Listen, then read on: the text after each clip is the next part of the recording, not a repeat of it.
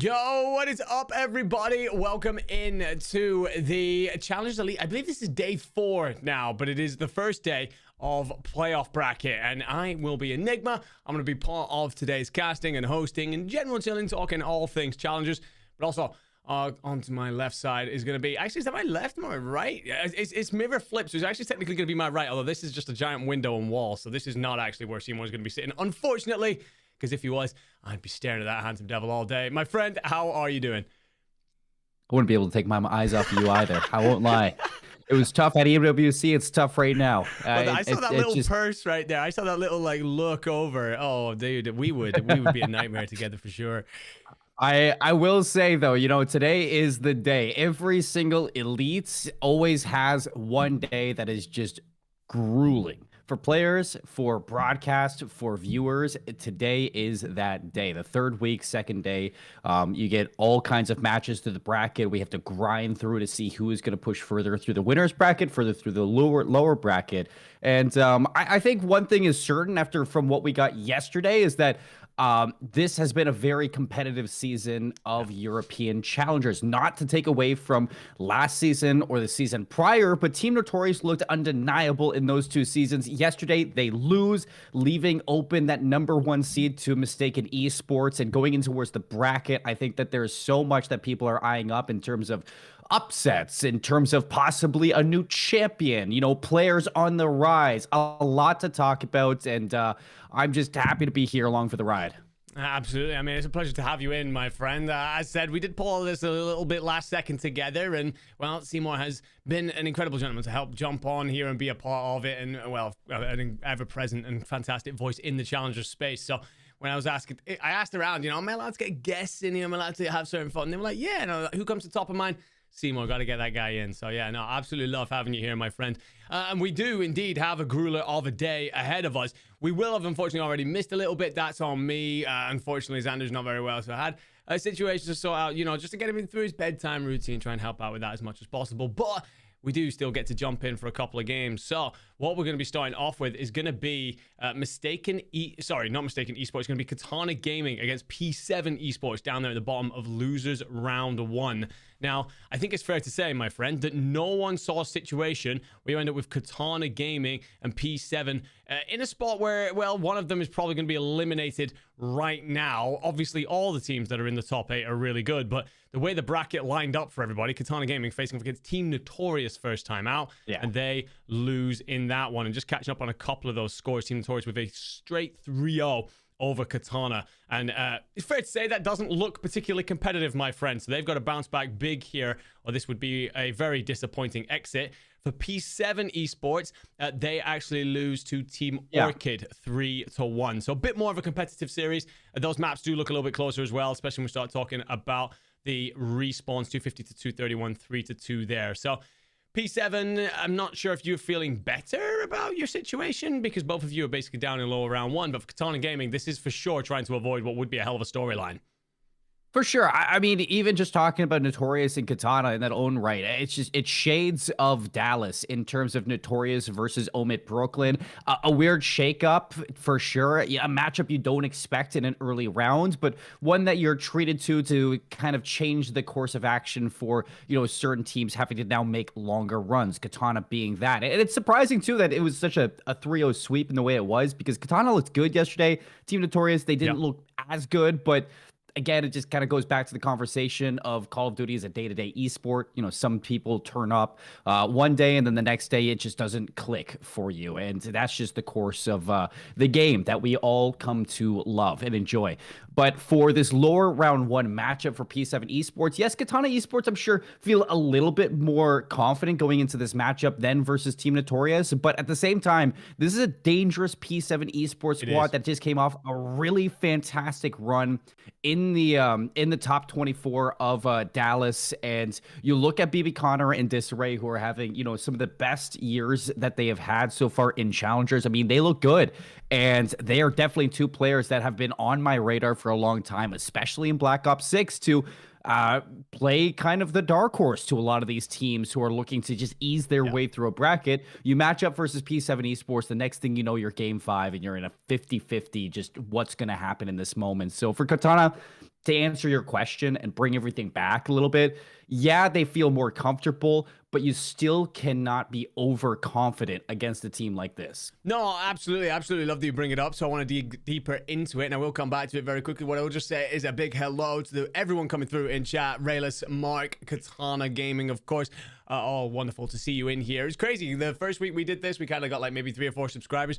Yesterday, I think we added about 25 to that list. And we're slowly growing. The numbers are going up in terms of views and everything else. But I did my part. Hey, look, it's wonderful to just get it out there and say, hey, guys, look, we're doing this thing over here. But seeing a lot of love come on through has been amazing. But do give our feedback and anything else that you have in terms of like what we can do here to make this space a great space for everyone involved in challenges. Of course, there's also incredible things going on. You'll have the community broadcast live tonight. I believe it will be, right, my friend? Seymour? The community broadcast should be live right now. Okay, the community broadcast is going on, of course, and then we are also, main broadcast going to be going on too. So plenty of stuff going on here in Challengers. We're just trying to make another space for people to be able to come and relax. And it is not on today. Oh, it is not on today? Okay, fair enough. Well, usually it's on. Usually they're putting on a great show over there. But yeah, do subscribe, by the way, if you haven't, just because once we get to like certain subscribers, we then get given certain things. Like we're allowed to name our channel what we want to name it. That is, we have custom URLs and all that kind of stuff. So that would be nice. But anyway, in the meantime, yes, I love that you bring up the fact that this P7 Esports team are dangerous because, I mean, we look at the roster, Disarray, BB Connor, Detain, Denza, strong 4 on paper, but I think their results are a bit misleading here. They finished 2 and 3 in groups. They will finish 4th and just edge through. However, of those games, 3 losses, all game 5. So I think if they do a better job of managing to see off a couple of their S&Ds there, a little bit of ice in the veins potentially, then we could be talking about a team that sit themselves right at the top of what was a very, very difficult Group A. So, I mean, we're talking about this squad. Yes, they were 4th seed coming out of that Group A, but yeah, dangerous is definitely the name for it. They can clearly keep up when it comes to the large portions of the series. It's just about whether or not they can see them out. What I will say, though, that they, of course, lost to Team Orchid. I got a reaction coming in from you, my friend. You good? No, sorry. I just kind of checked myself out. I just got a blast from the past when I looked at Joe Detain's profile picture, at least on COD Gamepedia, and it was the Team Singularity jersey, and I just like, it was like a rush. Oh, I just knocked over my water. It was just like a rush of nostalgia just hit me at once, and that's the reaction you got. Feel free to check out that water situation, by the way, my friend. This is a watch party. We've no producers in our ears telling us we have to be professional. We're all good. Don't worry about it. It's good. Mark comes in and says they are live. It was Brody for winners round 1 EU, but now it's all on main and B. Oh, okay. So Brody was in for. Yeah. That's good because we couldn't make winners round 1. So they covered up round 1. We're coming in now at this point. So that makes it even better. Look at that. We didn't coordinate that, but we are, figuring, how to all be a part of it. Share the love. Exactly. Well, it's space that we all love very much so. So, yeah, taking a look through at some of the results that have come through today. I have had to zoom this in, so this might be a bit weird. Taking a look through. I love this tweet earlier on from Copy. Guaranteed one of the top 4 EUCs will be knocked out stage 3 with a top 8 placement. Yes, and that is the situation that we find ourselves in as we look ahead to what this Katana and Project 7 esports matchup could deliver on, and we're just going to take a quick look through here at some of the results. So it was a 3-0 mistaken over Kinky. Don't think that doesn't surprise me too much. This Kinky roster is good, but there has been something about them that just hasn't lined up. But I don't know, your reaction there, is that surprising you? No, I just went out and checked the mainstream, and they're actually giving Jumpshot France a run for their money right now in the hard point. It's tied 230 to 230 on a Hacienda. So, yeah, I mean, I think that Mistaken are peaking right now. So they beat Team Notorious yesterday. Obvious 1 seed heading into the brackets. They take down Kinky, which is the 4th seed, barely scraping in, might I add, yesterday. Barely. Shout out CDC Intel for, the permutations and how everything worked out. And they literally just barely made the cut. And I think that this Kinky squad, again, like I kind of was saying yesterday, is just a whole bunch of everything pulled together into one, and it doesn't seem like they're meshing very well. But it kind of happens for a lot of Challengers teams, and you give them time, and they will click. And it looks like right now on the mainstream, they are clicking against this Jumpshot France team. Okay, well, yeah, Jumpshot France were the 2nd seed coming out of Group B, although that was a weird tiebreaker situation between Katana and Jumpshot and Team Orchid, all finishing 4-1, and then going down to map count against each other. But yeah, Mistaken, they were top of Group A, that very difficult Group A. As I said, 5-0 in the end. They only dropped 5 maps all the way through. So very good team. They come out 3-0 victors against Kinky. Quick look there at some of the scores. Chunk putting up a 1.77.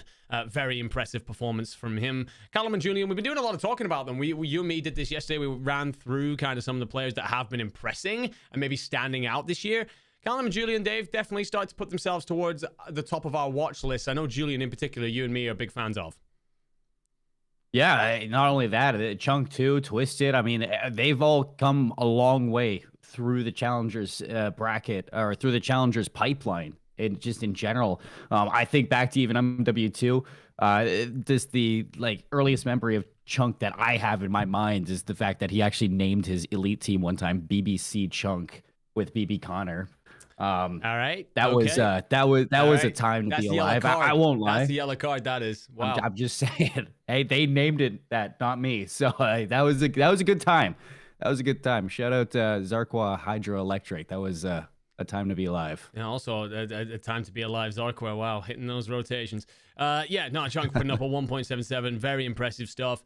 This is now playoff time. This is when you have to step up and deliver, and he well and truly does that in this series. On the opposite side of things, of course, that was Twiz, Nile, Ben W, and Fibron. We go on over to this Team Notorious Katana Gaming matchup, 3-0 Team Notorious, and we got to look at the scores here.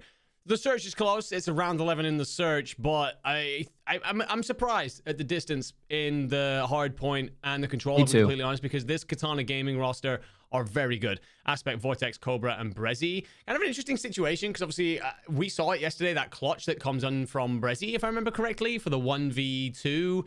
Round 11, 1v2. Gets away with this insane clutch. Puts his team onto a position where they tie it up with everyone else who was sitting at the top of their group. But Team Orchid have made it through into winners round 2, whereas Katana Gaming have unfortunately slipped down. So it's kind of weird. It just shows how in challenges it is all on the day. Your fortunes can very much so flip. And to be fair, to be drawn against Team Notorious is a tough spot to come into your elite bracket. Sorry. So you end up in a situation there where, you know, Katana Gaming, again, they're trying to avoid a top 8 placement here against a dangerous team. Mission Magpies, they 3-0 Jump Shot France. This Jump Shot France team, Mighty, Melko, Nadix, and Six? I don't really know this. Six. Okay, there's everything else that I could have gone for. What I will say, it's a 3-0 on paper. But look at that. Hacienda, 250 to 249. That is... I love that. Outrageously close. That must have been a great one to tune into. Not sure who got to broadcast that one, but if it was on main, I'm expecting Ton and Bryce out of their seats. But the red card S&D and the vault control a bit further apart there. Mission Magpies locking it in. Team Notorious were 5-2 up in the S&D. Oh, okay. Nothing raises my desk up a little bit than a 250, 249. If you're lifting your desk, yo, brother, we would go crazy online. 250 to 249 is, yeah, no, that's a great game. That's a banger for sure. I feel like one that if anyone's got like a clip of like the end or something, send it over, and in a break, we'll tune into it for sure.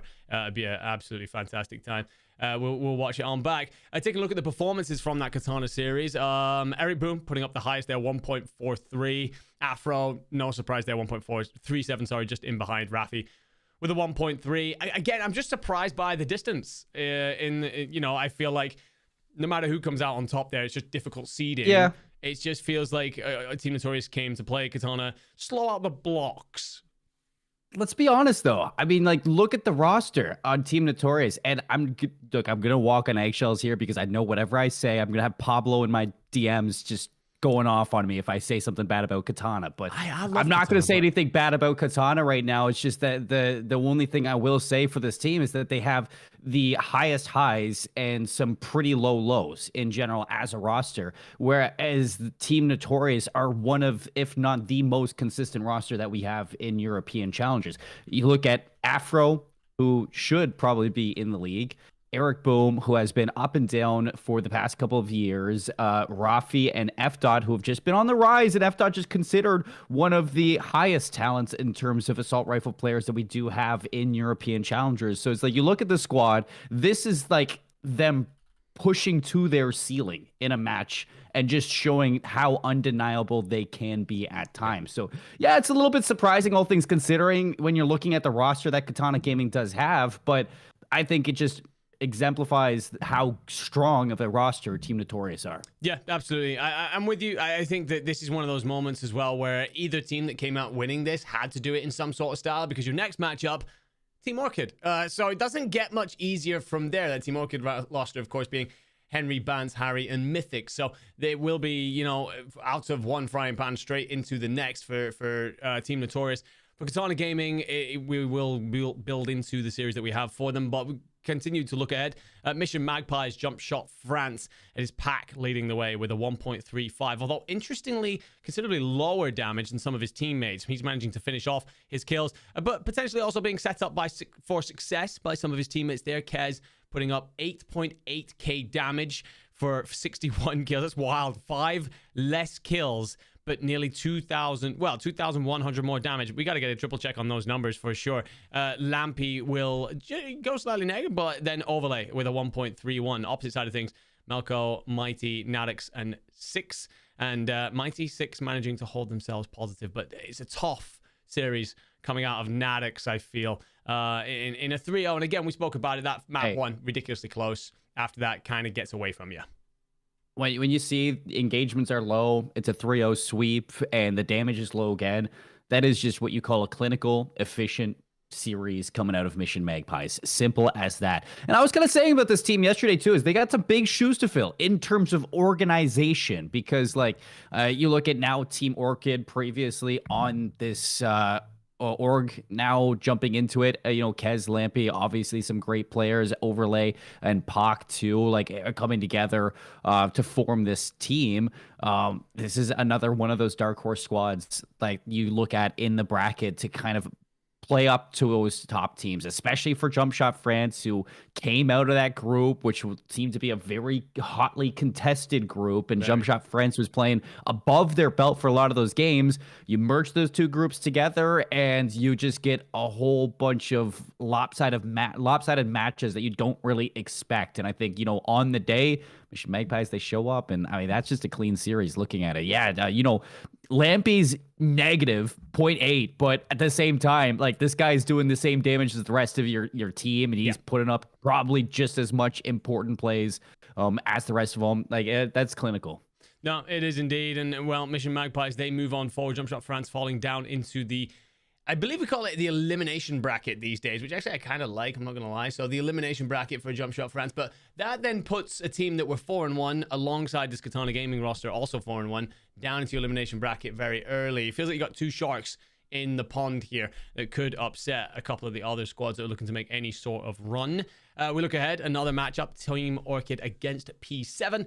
This was a 3-1 to Team Orchid. We kind of touched a little bit on this before. Team Orchid relatively dominant on the Hasi, clean S&D out of P7. Control goes all the way to round 5. Sorry, not surprising really on Vault, but also kind of good to see that P7 kept that relatively contested, that, that making sure you're sticking up there with the big guns.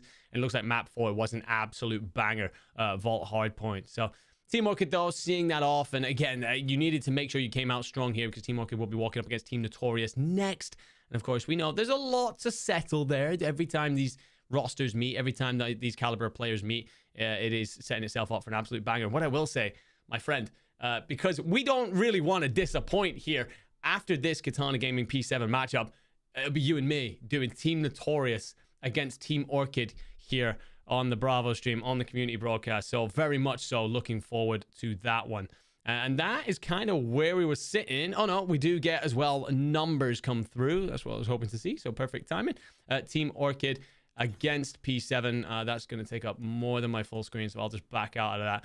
But yeah, Team Orchid, it looks like a pretty well-balanced effort across the team there. Mythics with your 1.14 and 13k in damage.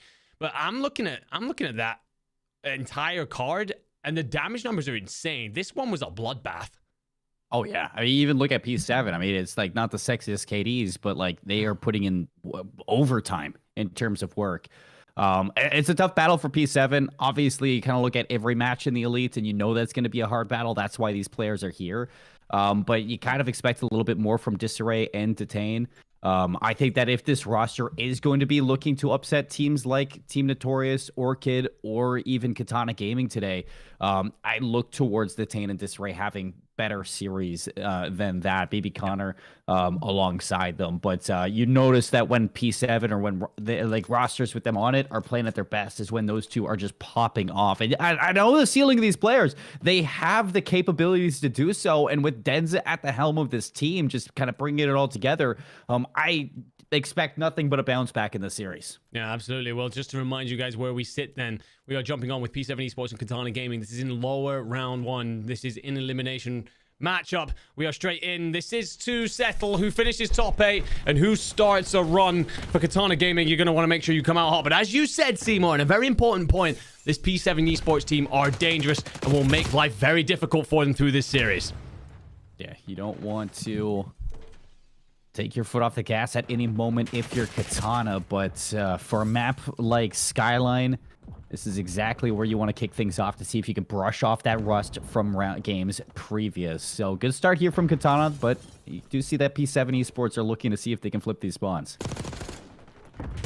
Vortex will find one close up. It'll be a 2-1 in favor of Katana. And well, although it's a pinstripe feed, it's Katana that found the first fight here. So Vortex will clean that on up and maintain the P2 side. Let's be careful about Disarray arriving here. This is one of those moments where P7 Esports can make an impact. And although that kill comes through for Brez, you get shot in the back. And Disarray might have made the play to flip those spawns in. But no, teammate's still spawning out. And you get, oh my lord, Brezzy right on top of you. Yeah. So, Aspect on screen, smoked. Brezzy second up, and good trades coming through from Katana, and a little bit of a break in the play. So, 3 down. Detain has to be careful of what he does, and he is. He actually just walks on in and leads the rest of the team behind him. Fortunately enough for Katana, they don't get broken just yet. So, good time coming off of this, keeping P7 on the outside, looking in, and soaking up the time. And certainly start that Katana Gaming wanted. We've still got a long way to go yet, of course, but Katana doing their best to assert themselves. Remind P7 that Katana were the higher seed. And as such, deserving of respect. Aspect here, just patient with it. Finds the 5th as Denza and Detain try and lock down a couple of exit kills. And well, that's probably the worst possible time for 3 players. 4 players make it to die in the feed, because what that gives is a free rotation for Katana to potentially chain P2 into 3. Yeah, so 64-5, and they have the rotations to new. A little bit of pressure through the middle of the map. Denza, though, he's going to get red. Cobra with a little bit of backup, and you have the full setup that you want here if you're Katana. Nice swap to the secondary. Brezzy on 5. Spawns flip around, and now Katana Gaming just looking to push this too far away. Yeah, this is where P7 needs to take a moment to compose themselves, and as I say that, it is 4 more dead in the feed. Katana Gaming refusing to give an inch to the P7 Esports roster. No weaknesses here. Find yourself at the 100-point marker before P7 Esports have made double digits. Aspect, well, he will finally lose a fight there, loses the bridge fights. That will give an opportunity for P7 to rotate on over, but Brezzy, well, he puts himself on 8 in a row. Hellstorm in hand. Teammates are rotated in for P4. It is already looking out of reach, and Cobra explodes for 2 more. You know, earlier when I was talking about Notorious and, you know, how high their ceilings are and how Katana has really high highs and really low lows, I honestly was kind of like looking back to it. It is a disservice to, you know, the capabilities of a player like Brezzy, you know, after his tenure through North American Challengers, European Challengers, the CDL. He is somebody who can absolutely take over, and you're seeing it here right now. 10, 11 in a row. This guy's got full streaks, and the Hellstorm's his first streak. Like, come on. This is terrifying for P7 Esports. You do get to at least... I don't even know what that top streak is. No, I've not got a clue. I never earned it. That's why I'm not good enough for that. So, Brezzy, well, he's also fully kitted out, and he's going to get aggressive through bridge. Wanting to apply immediate pressure here. Denza will find 2. BB Connor with 1. So it alleviates the pressure and lets you rotate over for P1. You have a player in P1. Starts to chain a couple of these things together. And, well, it starts to look better. And that looks so much worse. But Katana Gaming will be delighted. They will seize a hold of P1. And Brezzy's here on the Overwatch. A lot of PR given to Aspect from this desk yesterday. And lovely to see him popping off, too, in the feed. With the kills for Katana, it just continues to bleed the feed red. Aspect holding on to the point. The rest of the team locking down rotations. Detain hoping to make a play to see if you can break your team out of their spawn. But as soon as they step up to the hard point, it is an army of Katana Gaming ready to take you down. So BB Connor, he's going to get overwhelmed on the inside. 160-36. All eyes on P7 to see if they can finally get some momentum here in this game. P7 are starting to look a little bit more like a squad that can contest in this map. A solid end, you could call it, the back end of P4. They've done more than their fair work here at P1, but that gap just feels insurmountable. It would need a complete collapse out of Katana, a team known well for clutching up and icing up in moments. Vortex, it could slide through uncontested here. Decides instead he's going to fight for the players over by stairs, then gets into the back. Big fight for spawns, and Denza comes out on top. A huge moment to do so. Well, that's big. Denza for 2. Now you have the setup for the first time in a money hill. P7, let's make something out of this now. And you have some work to do to at least fully solidify it. Denza on 6. Now it's his turn to take over. 3 in the feed, and he's going to push on forward, see if he can cut off the rotating players off of the respawn, and he has got everybody to worry about, but he draws out a team kill, so look at that. At least you get something out of it. Yeah, big kill, though, to find Denza. He was one away from that Hellstorm, so that will no longer go to him. We do get a quick look here about from the observation team. Love to get that Hellstorm on Brezzy and Aspects. Yeah, 2 available for Katana. So if there is any big P4 rotation that comes in for P7, Katana can just break it, and that means that they can play out of P3 very late, of course. Denza gets caught trying to hit through Jacuzzi side. And right now for Katana, just in case of rinse and repeat, P3 was pretty much all yours last time out, and you chained it very well into a P4. For P7, it's about trying to find and pick a hole in this defense. And P7 for a moment, it just looked like there was no way back into the series. But that P2, it seems like it has lit a fire underneath them to at least get this one going. However, Katana going right back into the motion like clockwork. They are undeniable at this moment. 193 to 99, a 100-point lead heading into what is essentially the best hill to get time on this entire map. So P4 is where P7, they need to make some magic happen. They do, and I'm looking at that scoreboard. Denza needs something to come from his teammates. 24 and 21 individually, but the rest of the teammates are, well, they're negative. We'll be kind about it. It's not going well. And Aspect and Cobra find 2 more. Denza will answer with 1 from that Showers position, but, well, Katana Gaming, they just lock things down. They can take their time here. They don't really care. They can bleed this for as long as they like. And a pinstripe feed will go Katana's way yet again. They still have the backside spawns. P7 is spawning miles out, and Katana with an opportunity to see this off here. Vortex on 4. A little bit of pressure at the back, but he's got some help. Rezi alongside him. And this duo ready to fully solidify this in. Brezzy hits the ground looking for help. Aspect is here. Potenza through the front. He finds the hole.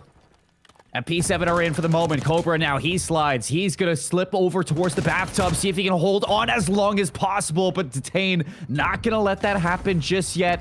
And with 22 seconds, now we're going to be heading to another set of rotations. For Katana Gaming here, this is simply a case of trying to draw a line. Well, that line will be instantly rubbed out because P7 find 4 players and start to move on forward. The problem you have here is every time you try and squeeze out of bed, you're usually being overwatched by a player top steps. You got to get a player on the ground, but do you have time for this? This way, you're going to try and activate. Katana Gaming, while they can win it here, P1, to be fair, is where P7 has been more contesty, and, well, 3 in the feed will give them an opportunity to grab some more points back into this. So here's the confidence booster, but Katana, they got an arsenal of streaks in their pocket to slow you down. Kills in the feed coming through from P7, so they do a good job at least fighting out of the hill and battling over towards this P2 setup. However, still 30 seconds. You have to fight for P1 and contest this time. You cannot allow Katana Gaming to get a drop of it, which is hard enough to say, but Denza, he's going to drop on down. Kills continuing for P7. They are not done yet, Andy. They're doing it. Holding on by a thread, but they will throw everything at this. Well aware, this P7 roster, they started far too slow, allowing Katana a 100-point lead, but they've reduced it to around about 80. And Vortex will get found in the back. Brezzy's next up. He's going to try and find a gap here. And, well, he will find a kill, and so will a teammate elsewhere. One thing I will say, I'm pretty sure Detain just spawned in the middle of the map. So he will have influence spawns. You get control. Katana Gaming then with another opportunity to see this map one off. Brezzy wants to call game right now. Yeah, P2, 10 seconds. Can you break it? Cobra, first contact fails. 2 down for Katana, trying to turtle their way into the hill and put it away here and now, but Denza says not yet. A team kill and a follow-up. And Cobra goes down as well, so 2 seconds for Katana and a mountain for P7. Great composure there to make that hit happen from different angles as you surround that point. But Vortex knows he can hit this late if he wishes. P7 have to send bodies over to P3. You can just hit this, win the 1v1 and come out on top. But Denza finds the correct corner to hide in. Where's his teammates? Where's the teammates? It's all alone for Denza. No. And there's 1 second over. The rotation is through. They did enough. P7 get control of P3. It is just half a second for Katana, so surely this happens. And they still find kills. Another wave of 4. Surely not. Surely this isn't how we start the lower bracket. But Katana Gaming, I mean, fluid motion forever until now.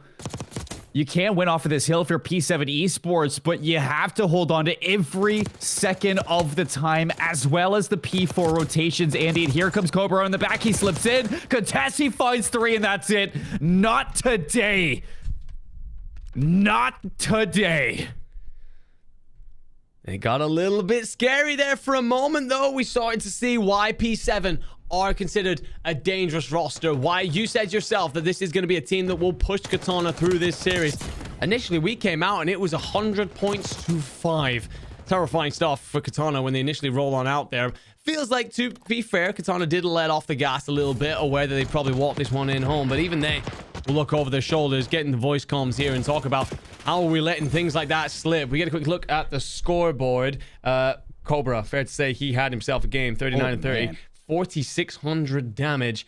That is ridiculously oppressive. But to be fair, on P7 Esports, Denza dropping 40 for the loss. That is, I mean, tough scenes. It felt like he was a player that, even when his team was struggling, very impactful out there on the map. And that didn't really slow down. Huge part of the resurgence that, although you end up losing map 1, I wonder just how much P7 walk away there feeling very confident about walking into map 2. Oh, you feel great. You even though it literally looks on the stats as if Denza and Disarray did everything throughout the entire game series. I had it right too. It's Disarray who was popping off alongside him. Either way, like it looked like they were putting their team in the backpack the whole time. But every single kill that the rest of the squad got, I swear, was in that back half of the game. Yeah. So it's like the numbers don't really relate. And if you're going into the rest of the series playing like you did in the back half, that was P7's game. Like 100%. Katana looked lost. I don't even want to say they took the foot off the gas, because they literally looked like it was two different teams playing in two separate sides of the game. And at one point you were going to 100-point club them, and it came down to a 20-point game. Yeah, no, absolutely. I mean, we do end up with a situation where, let me see if I can actually drag this onto the screen. Will that work? Will that give us what we're hoping to see here? Kind of. There we go. If I do that, yeah, that works. All right. It's not very pretty, but it works. Connor. It was BB Connor that pops off towards the back. Yeah, so here, there. Like 19 kills for Disarray and Detain. And I swear, like, maybe 15 of them were in, like, the last minute of that. Yeah, I remember looking at Disarray at one point. He was approaching triple neg. And I was like, all right, this is becoming a problem. So they did indeed step it up. I mean, Disdain and Disarray between them will have less kills than Denza. So he's looking over his teammates right now and saying, all right, you guys step it up here in maps 2 and 3. But yeah, P7 felt like that they came out a little bit sluggish, a little bit slow. Katana Gaming were more than happy to punish them for that. There were moments, though, that showed, again, why P7 were so dangerous. Talking about that P2 right at the end, just when we think Katana have got it all sealed off. P7, 3 different angles, the exact same time, surround the hill, collapse instantly. One of those moments where you've not had the opportunity to 3-2-1 that. You're just doing that based on instinct. So, again, a very good team. Pushed Katana Gaming considerably closer than we thought that was going to go. That being said, it is a case of how much did Katana Gaming go, all right, we've won this one, boys, don't stress. And Cobra there, 39 and 30. Well, he will be definitely receiving the flowers from his teammates for his 4,600 damage across the map. Yeah, Cobra was just shooting at everything he saw. Like, literally everything that he saw. And even towards the end there, I mean, it's Cobra to make the play. Like seriously, if Cobra doesn't push through Cat, he was the only one who did it. The rest of the team was flooding in through the front of fire. And if you didn't have that pinch play from Cobra, you probably are going to be held for a little bit longer. I'm not going to say that P7 made the comeback. You know, definitely was not a sure thing yet. But they would have been making at least another try at it. They wouldn't have needed many more. They'd have been right there. The gap was not a big one. Detain will find first blood in this. Katana Gaming will answer back for one more. And then Detain is found. So it's a 2v3. Bomb in hand, though. And you do get complete control of this B side. And if you push out, control one side of this site, well, Disarray massively overextensive. Leaves Denza in a whole world of trouble. That's a little bit of an overheat. In the blink of an eye, 3v3 turns into a 1v3. Bomb down for Denza. And he's trying to stay active, but for the rest of Katana Gaming, they pick a corner, they wait, they expect Denza to go hunting, and they do a good job at just dissecting that whole play. And it really starts towards the that fight that Detain had in towards Courtyard. You can see that P7 were looking at any sort of post-plan setup that they could.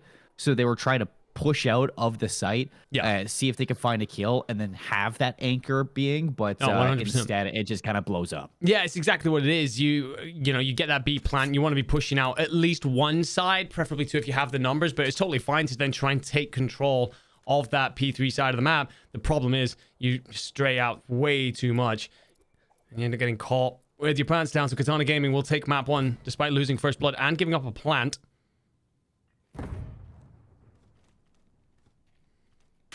Oh, Brezzy, good shoulder. That's info. But again, that should give away that this bomb's going down. So nades cooked in, no trophies to block them. It's not going to hit the mark. Classic 4v4 retake.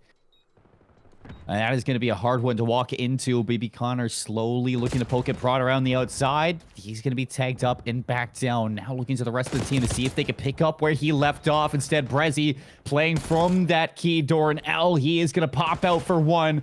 Vortex just toying with BB Connor as well. Time draining while this is going on. Katana with a flawless setup at A. BB Connor will answer back with one, but that will be all she wrote. I think, honestly, I got to go back to Vortex and what he was doing. You mentioned it there towards the end, toying with his opponent. He was doing that for quite some time.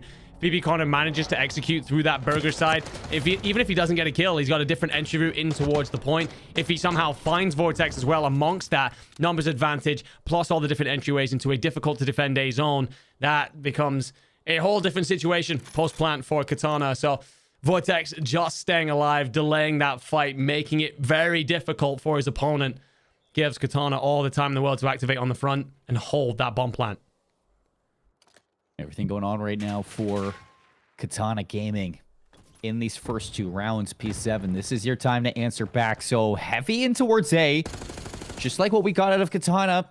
Still a delayed plant, though, coming through. No trophies. And that's something you have to be thinking about for P7. On this plant, Brezzy just gonna slide on through. He gets 2, bomb down, no plants.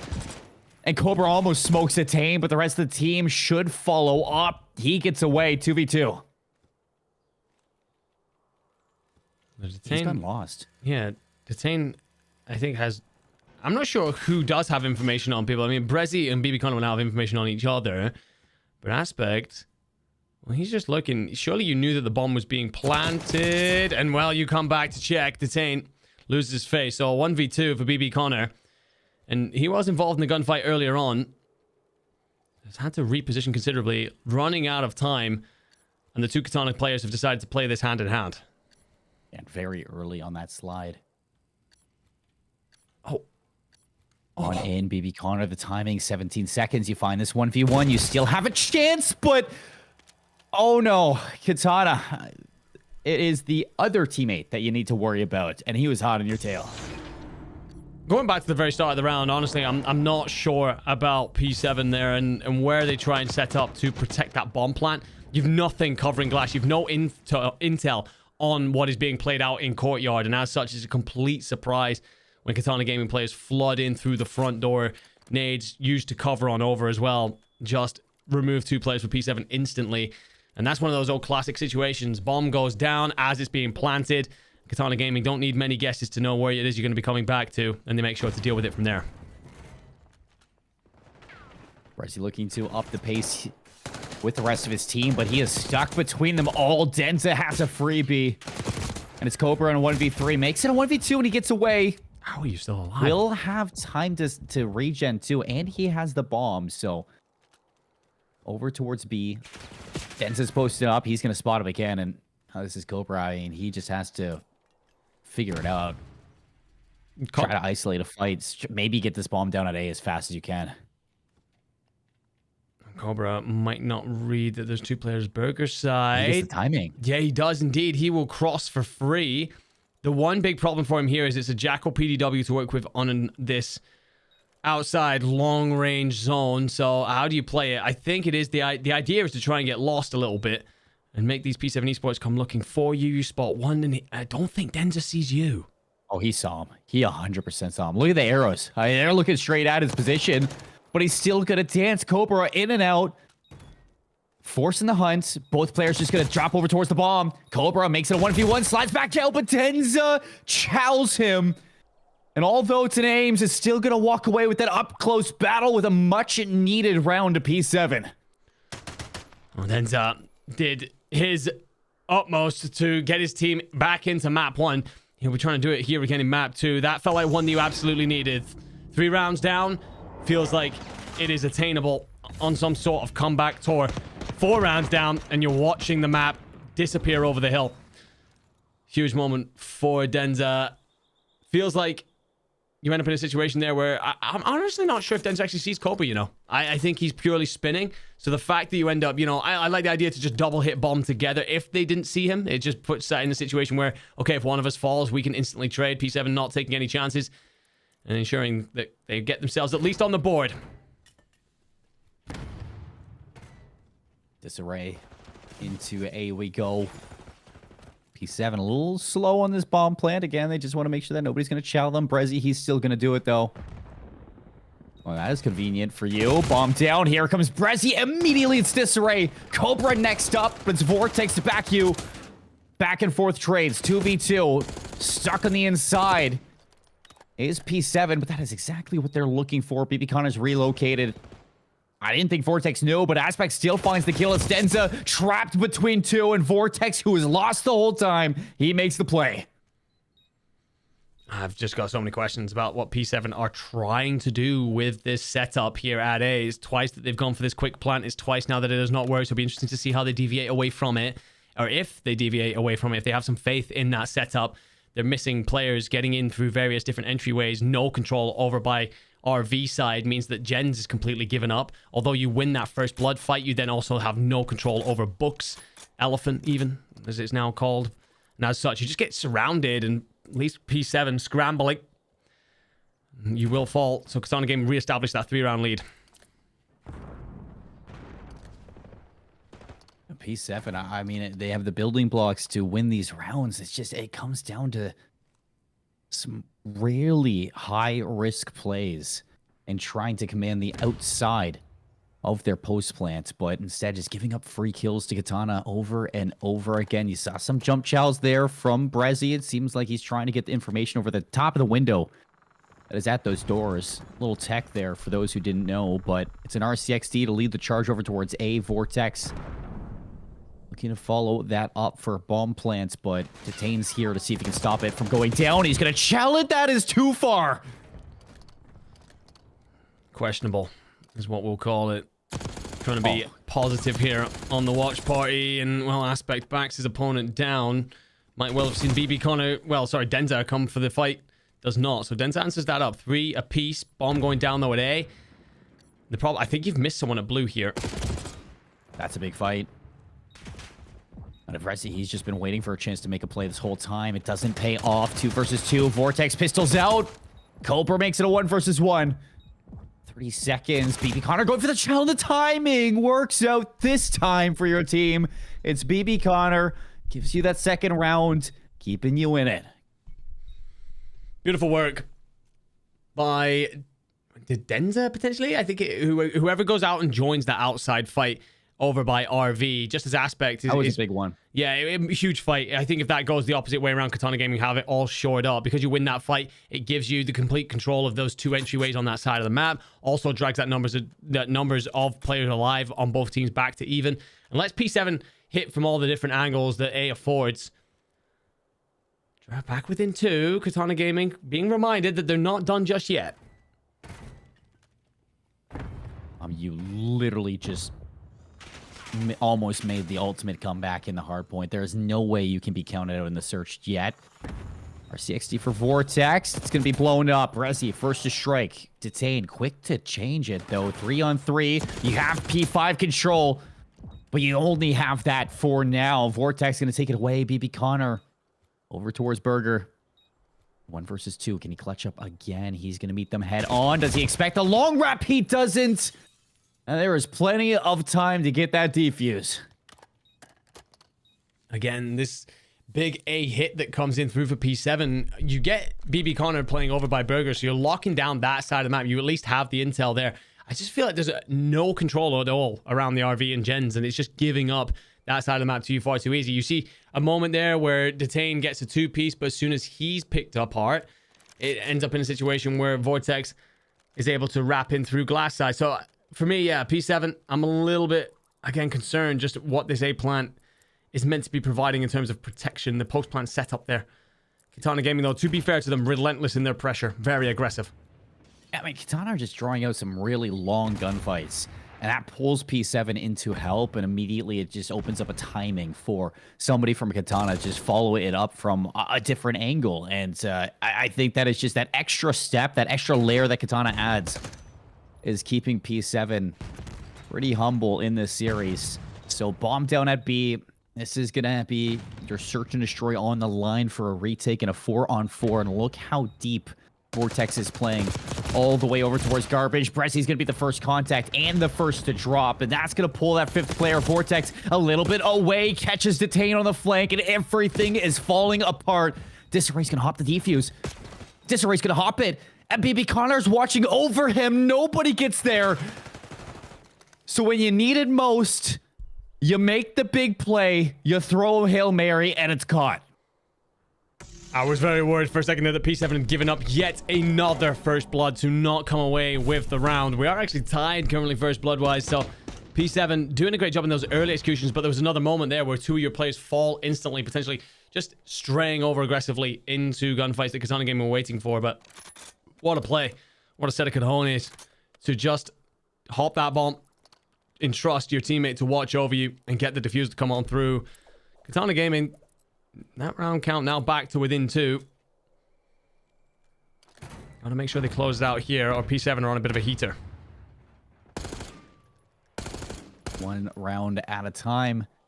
It's out of Grace break these comebacks down and search and destroy. Big battle towards Burger, and it's BB Connor to walk out on top. Now for the rest of the inside, Denza lines up Brezzy and Aspect to fully lock down A. Cobra 1v3 to clutch this one up and end it here, and it's not to be. And this is where it starts to get concerning now. P7 Esports stringing a couple of rounds together in a row. They will have all the momentum. We've seen this happen before. Teams coming back from that 5-2 sort of position. Well, it's called a curse for a reason. Once you get to that round 11, if you get to that round 11, you have all the upswing, all the uplift, and your opponents are trying to pick up the pieces of what remains. P7, they still have one more round to get us to that point, but Katana Gaming will be acutely aware that this squad are now really breathing down their necks.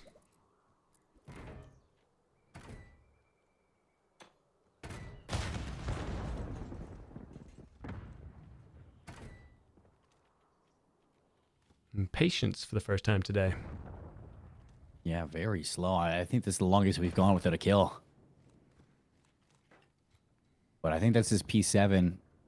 Just looking to see if they can switch up the tempo. Force Katana Gaming to make a mistake and give up a first blood.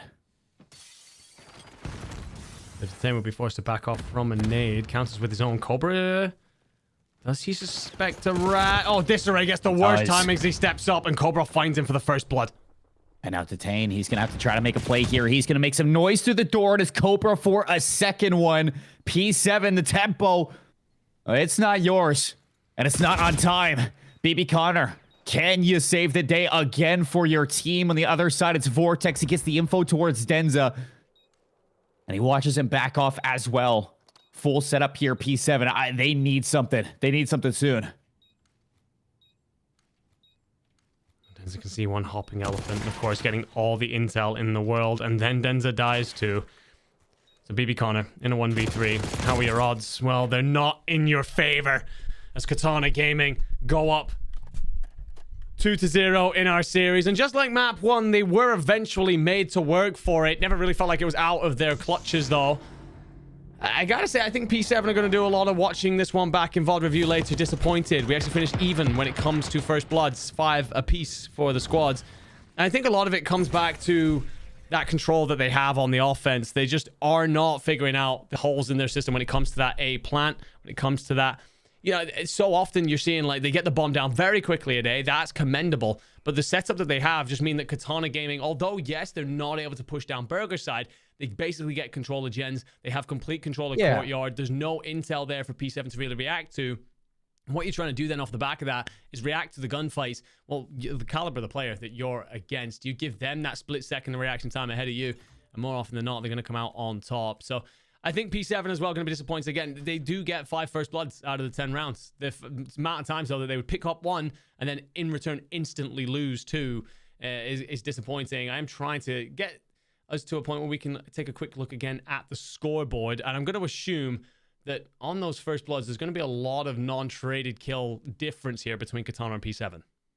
I mean, there were a lot of early trades from either team. I think a lot came down to the post blitz and the like late setups that you were seeing from both teams. And every single time it seemed like P7 were a little on edge. And every single time they were kind of trying to wrap a flank or get fast to change their setup or do something to find a timing. They were just walking into a player from Katana Gaming holding an iron and watching that route being run. And it was some free kills getting thrown down, some 1v2s that were winnable that just were kind of unlucky in your timings. It's you look back and there were so many winnable rounds for P7 when it came down to those clutches early on, and I think it really just boils down to the fact that they were doing a lot in those post plants to try to make a play rather than letting the play come to them and playing a little bit defensive in their stands. But even looking back at some of the stats, I mean, Disarray, not a great game, 4 and 10, 600 damage,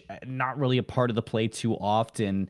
And you can even see that that is not the case on Katana Gaming. Everybody was there. Brezzy was taking fights over towards Burger all the time, holding that space, making sure that outside was controlled by Katana. And a lot of those fights for the clutches were players on Katana stepping up when they needed to. Yeah, well, one of the things as well that scoreboard tells us about Disarray, and I hate to point, individually at a player that's not had a great map because it's just not a nice thing to do, quite frankly, but 4 and 10, well, 2 of those kills are first bloods, so you've only found 2 in the other 8 rounds, so you're struggling to find your involvement successfully throughout, the later stages of rounds in particular. Again, probably going back to, as you said, your post-plant situations and whatnot, but also 3 first deaths. So you're getting yourself involved in 5 of the 10 opening engagements and losing 3 of them.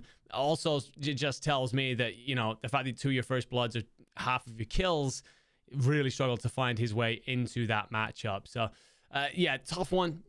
Tough bit of reading for him. But I guess on the opposite side of things, Aspect, Vortex, putting up over 1,000 damage each, 9 kills apiece, really putting in some work. And Cobra, 4 bombs planted for the team. He's doing the hard work there, making sure he gets on forward, gets that bomb down, and making sure his team have a post-plant situation to execute around. So Katana Gaming up 2-0 then, putting P7 Esports on the precipice of a top 8 finish. They would need to reverse sweep. We are off to the control very, very shortly, my friend. Have you seen anything then in map 1, map 2 that suggests P7 can get themselves back into the series here? Or is this as good as done for Katana? Have we forgot about the full comeback they nearly made on the Skyline?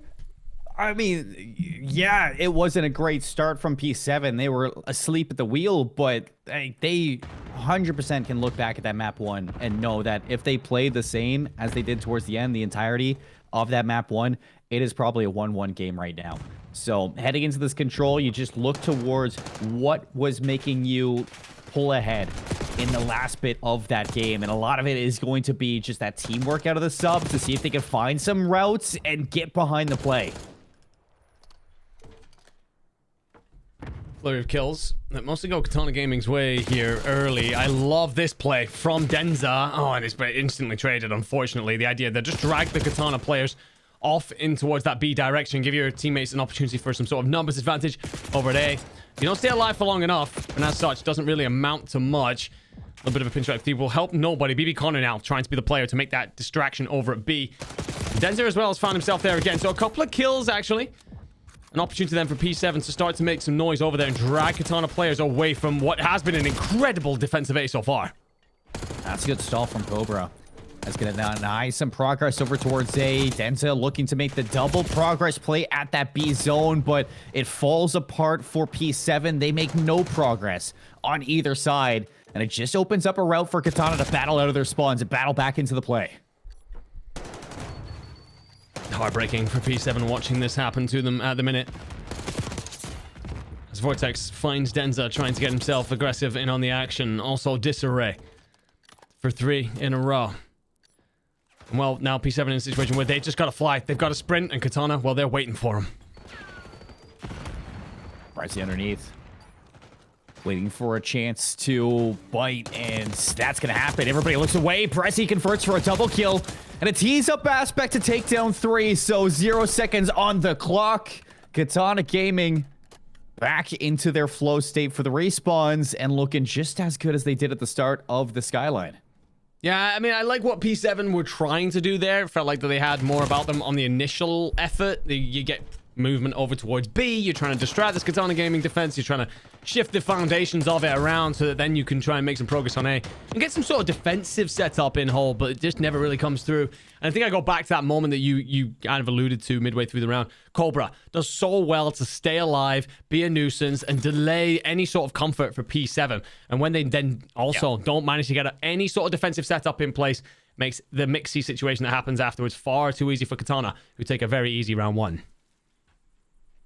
Just like the Skyline. It's coming down to the slaying.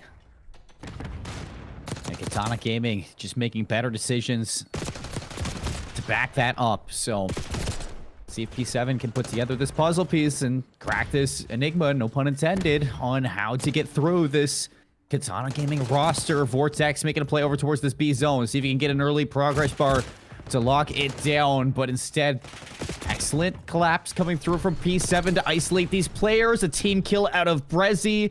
And it's just Cobra you got to worry about at this A zone. He's going to fly forward. And still finds the kill on Tenza.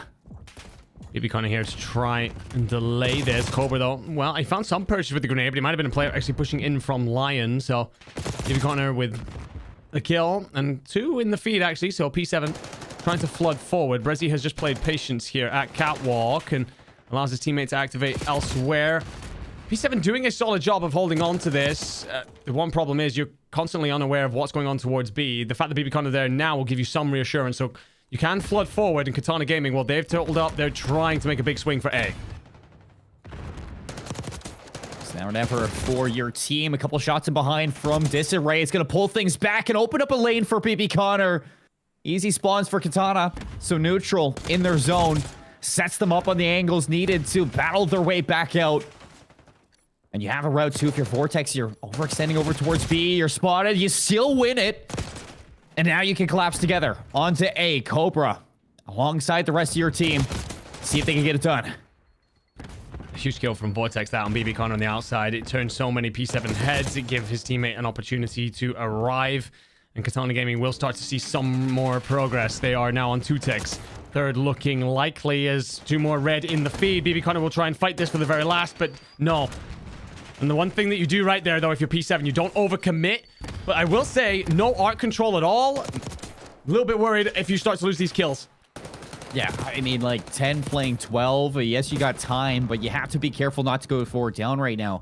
If you're Katana, Andy, because that could be it for the round. Although you've still done enough to at least hold a tick advantage. I was worried for a moment, but P7 just put the brakes on at the right time. However, kills suddenly come the way of Katana. So that leaves it 8-8. B is starting to move on forward. Well, the team finds one. I don't think anyone's seen Vortex for a while, although he activates a little bit early. Perhaps Itchy on the trigger finger. Surely gives his position up, and that's a big 3 for P7. Oh, yeah. You do still have 45 seconds, though, if you are Katana, but that there will take it into a 3v8. No respawns, no help. No chance for this round. So, Katana trying to look to see if anybody's going to scam on P7. That's not going to happen. Disarray in a little bit of trouble, and he gives up his life, but it's enough to set up the Tane to trade it out. 25 seconds, but it's not going to come to that. P7, they put their foot down in round 2. However, giving up a lot in that game. They did. 4-6 is something that leaves you staring down the barrel of a round 5 offense on a map that is difficult to break down. Not in comfortable position for P7. I will go back to that play from Vortex for Katana Gaming. He activates over towards Trophy. To be fair, I think he spawns more that side, but still, he plays that outer lane, finds BB Connor there, starts to move towards that B point just at the time where P7 looked like they started to seal the round up a little bit. Because that P7 have to turn, they have to face, and gives Katana the moments to break in, take A, and then, of course, then the advantage when it comes to the offensive ticks. Small moments that turn into big things. Katana Gaming have been better in those all the way through this series. See if they can battle through an offense, though, on P7's side. A hit over towards B early on from BB Connor, and that is going to draw a little bit of attention away. BB Connor trying to fight the flanker. Tenza barely scrapes away with it. 2 HP. Has to run. Joins them back over towards A. I want to see them get a stack on. Just stack the point. There's 3 people here. Oh, BB Connor just about sees that one off. I agree with you. There should be a stack coming through. That is one bit of progress. Players starting to flee out now. Denza's worried about getting hit out through trophy. BB Connor has taken a hold of it, but the problem is you give up catwalk, you give up lights, and well, you give up the point as well as numbers advantage gives Cobra the opportunity for 2 and stylishly sees it out. So it's 1 tick of progress for P7. 60 seconds still on the clock. Relatively live, even. But for P7, there's a wide play coming on through. Maybe an attempt to push out towards B or just surround this point and hit from different sides. Casual 20 and 12 out of Cobra, by the way. He's Nine not kills bad, more that than kid. Brezzy, the second highest on the team. Like, yeah, he's pretty good at playing the game. Nice flip around from Disarray. No turns on Brezzy. Okay. And a pistol. What is that? Disarray may have just woken up a beast in the team. Stack over towards A. It should get capped. Just get it done.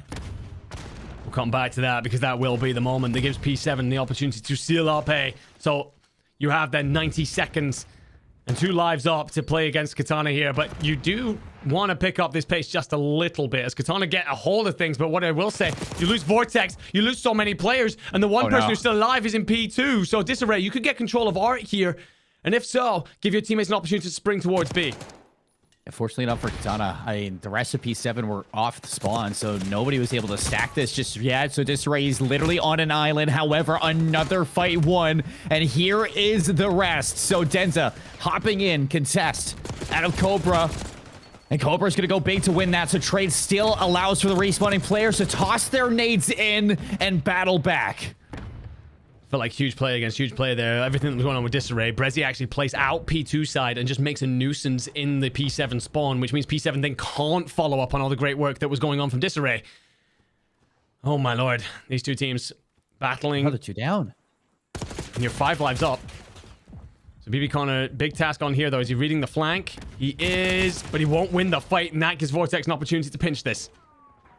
Vortex and Aspect both stop the progress over at B. Still 4 segments in. But now if you're Vortex, all you have to do is look to the respawning players and see if you can take some time off of the clock. Heads up from Aspect as well to cover the south point of the map. And that was only 30 seconds. I mean, P7, they got to be careful of what they do next. They don't have time to make mistakes. 20 seconds. Time indeed of the essence. Cobra finds 2 with 3. Vortex with 1. Ew. And this will bully P7 all the way back into their spawn. They will have unlikely any time to touch this. You do have 1 player hitting underground. You might get a touch from Detain.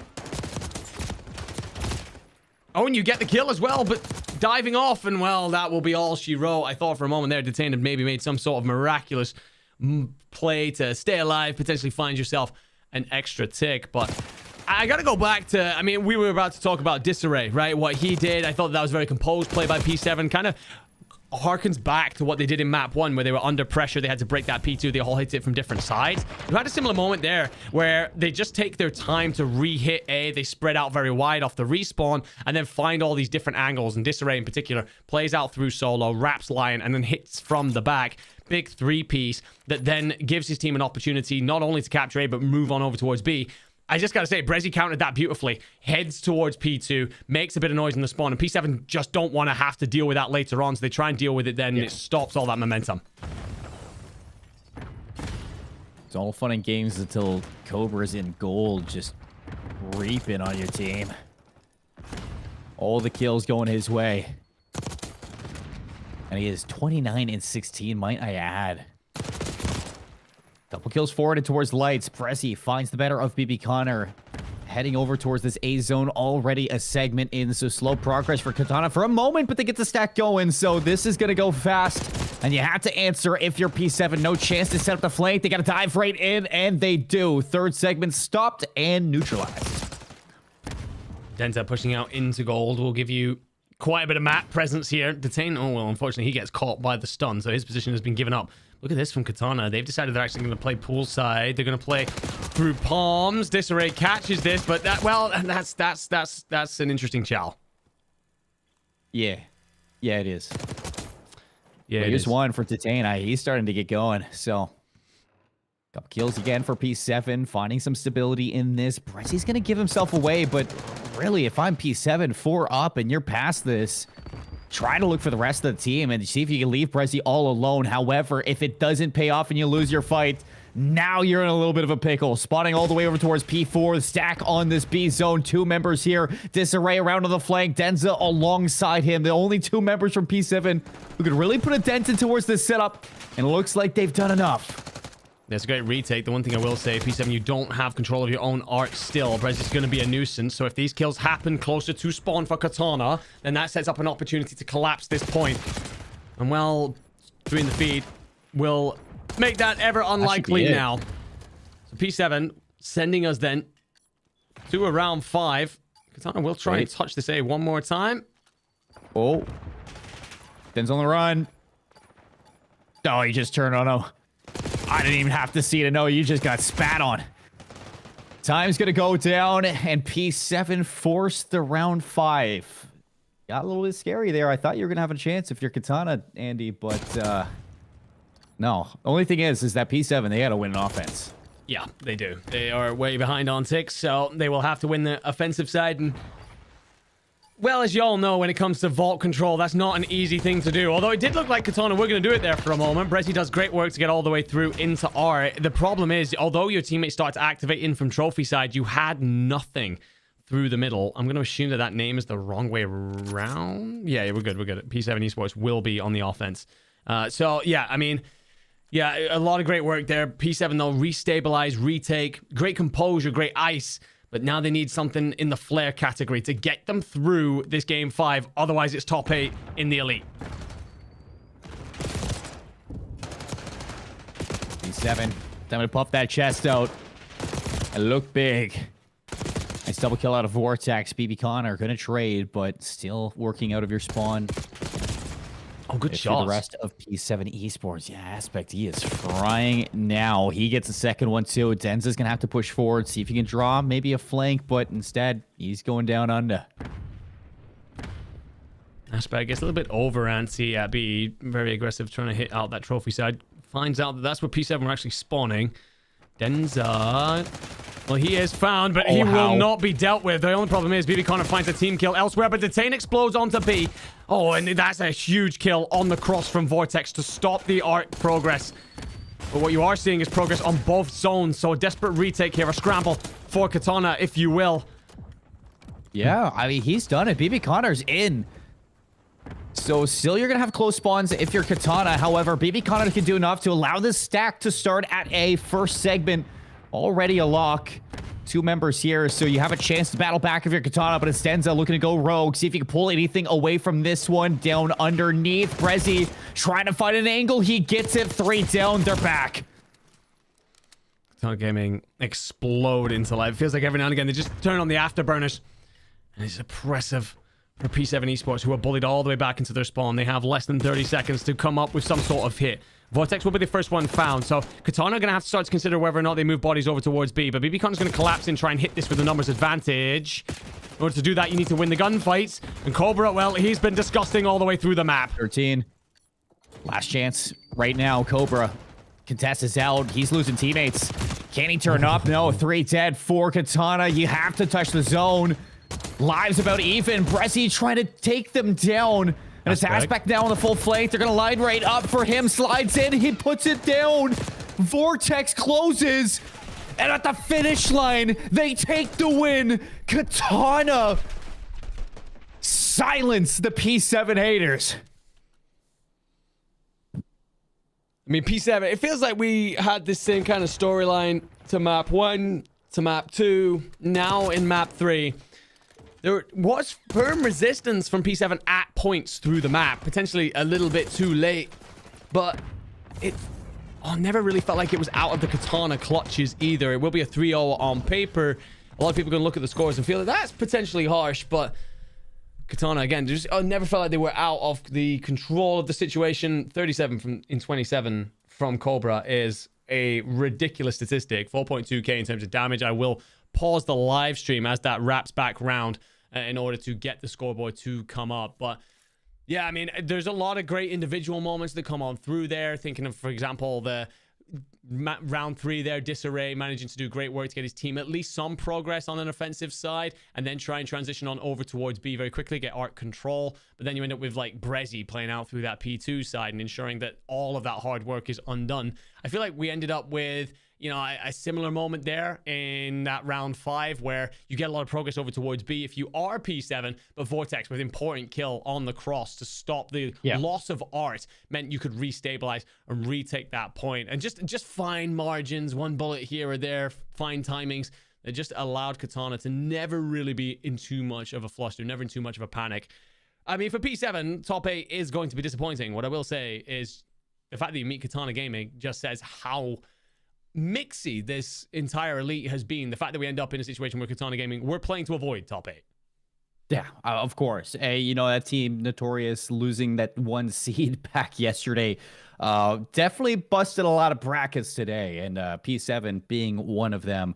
Yeah, I mean, you do look at it and you're like, yeah, it's unfortunate you meet Katana in losers round 1, but that's the nature of challengers elites. You know, at some point you're going to meet these teams, whether it's round 1 or round 2, you're going to have to play a really strong team in North America or Europe, and you just gotta kind of bite the bullet and do your best to take them down. And I think this P7 roster, just in general, I have the talent to do it. It's just a small, like some big mistakes coming through that just added up over and over again across the hard point, having a slow start, the search and destroy, just not able to figure out those post plants, and, you know, losing out on a lot of the timings, just trying to stay active around the map. And you look at the control, and there were so many times where you're just giving up double kills to a lone SMG who was the last player standing on Katana, and you just never were able to truly stack a zone on the offense, get it done, and look over towards B together. You're just really separated all in all. And even looking out towards the stats for the series, I'd say a relatively quiet series for Detain, all in all. I was impressed with Denza. I mean, this guy was doing everything in the hard point as well as the control. He was doing a lot. BB Connor at times too, making some huge plays towards that game number 3, and even game number 1 to back up Denza. But it just didn't seem like you ever truly got all 4 players on the same page at the same time for this P7 esports team today. Agreed. Felt like fits and starts and bits and pieces, but unfortunately, just nothing consistent. Not enough of a blow to really rock Katana. It feels like, you know, sometimes when Katana come out swinging the way they did in map 1, for example, you need a sledgehammer to break through the wall that they set up. And although you end up with a bit of a run for P7 again, you had a relatively brutal phrase for it, which was asleep at the wheel. But yeah, I mean, that is what Katana basically did through the back end of map 1. But in map 3, felt like they never really relinquished the grip that they had on the series. So that will be top 8 for P7. An opportunity to go away, lick their wounds, assess what comes next for all 4 of those players. Because individually, I feel like it's a ridiculously talented lineup. Something just hasn't knitted together. But for Katana, they will obviously march on. We will wait to see how the rest of the bracket looks before we talk about that. But, I mean, let me say, have a look here, see if there has been anything tweeted out with any sort of updated bracket or the likes from the pit and the rest of the crew here. No bracket yet, but we could give an update for ourselves. I mean, we just got our first 2 eliminated teams. Kinky was actually eliminated in a game 4 by Jump Shot France, and then P7 Esports lose 3-0 to Katana, which we just saw. So our first 2 eliminated teams, top 8, Kinky and P7. Really, realistically, after the performances that we saw, if there were any teams that you looked at to be those teams in top 8, looking at that losers round 1, I think it's going according to plan. Just gonna open my window 1 second. Yeah, no, I think you're absolutely right. I will let you continue rambling while I open my window because I am cooking alive in here. All right, guys. Looks like I get to do this all alone for a second. I will say, you know, in general, even looking towards the rest of it, Andy, because on the mainstream right now, I mean, we talk about upsets. We talk about teams playing up towards their strengths, and Mission Magpies playing on Mistaken Esports in this game number 1. It is a close series, and Overlay and Puck are having themselves a game. So that's going on in the winners bracket. I think that looking at that winners final is going to be so interesting because we either get a rematch between Mistaken Esports and Team Notorious, or, you know, Team Orchid goes through, a team that was in the grand finals of the Dallas Open, and even, you know, Mistaken Esports, who is just on the rise, or Mission Magpies, who are on the rise with tons of new talent in Europe that are looking to blossom. Yeah, no, I mean, I agree. Like, it's a great way to set it all up, because we are going to look ahead then and start talking about this Team Orchid, Team Notorious matchup, because we are blessed to say, my friend, that we are going to be the ones covering that here on the watch party. Like, this is going to be one hell of a game. This is, of course, Afro, Rafi, F. Eric Boom against Bant, Mythics, Harry, and Henry. 8 players with a lot of history between them. I think that's fair to say. They continually come up at the top end of our space here in Europe. And, I mean, individually, I'm taking a quick look here at some of the performances. Harry, so far, with a 1.28 KD across the whole stage. Not to be outdone, of course, over on Notorious. Afro with a 1.3, but Eric Boom with a 1.37. That guy has been absolutely frying. We also, I will say, have the maps and the modes. It's going to be a protocol hardpoint to kick us off. Then a dealership S&D in second. So not sure how we get there. We've spoken a little bit about how dealership is being kind of used by some teams at the minute to avoid having to play S&D against teams that they feel are stronger at search, because a lot of teams just haven't had the opportunity to do their homework on that new map yet. So it'll be interesting to see how that gets picked in there. I mean, the bans for Notorious, it was Rewind on the S&D. For Orchid, it was Red Card. I'm not 100% sure who got the pick, but dealership coming in that early is interesting. Then it's a Vault, and a Hacienda to see us off. Yeah, I like the dealership pick for map 2. If you look at anything to kind of throw a curveball at a team, that dealership is that curveball.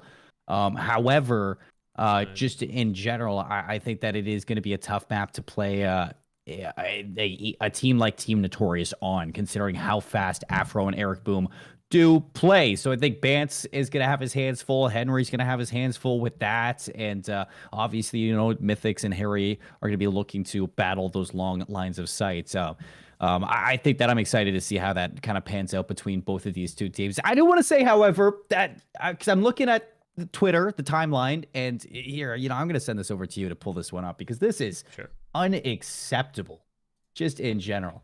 Okay, because this guy, Easy Mac, literally volunteers his time for all of you players who want to have stats on the timeline, who want to know how they did on GG Breaking Point, and what all of that. This guy volunteers his time for you guys. And you just keep backing out of this thing. Like, you got to choose. You want stats or you don't want stats. Because if you're doing bad, you're doing bad. You got to bite the bullet. You can't just have your good stats on stream like this. And like backing out of a game, 225 to 110.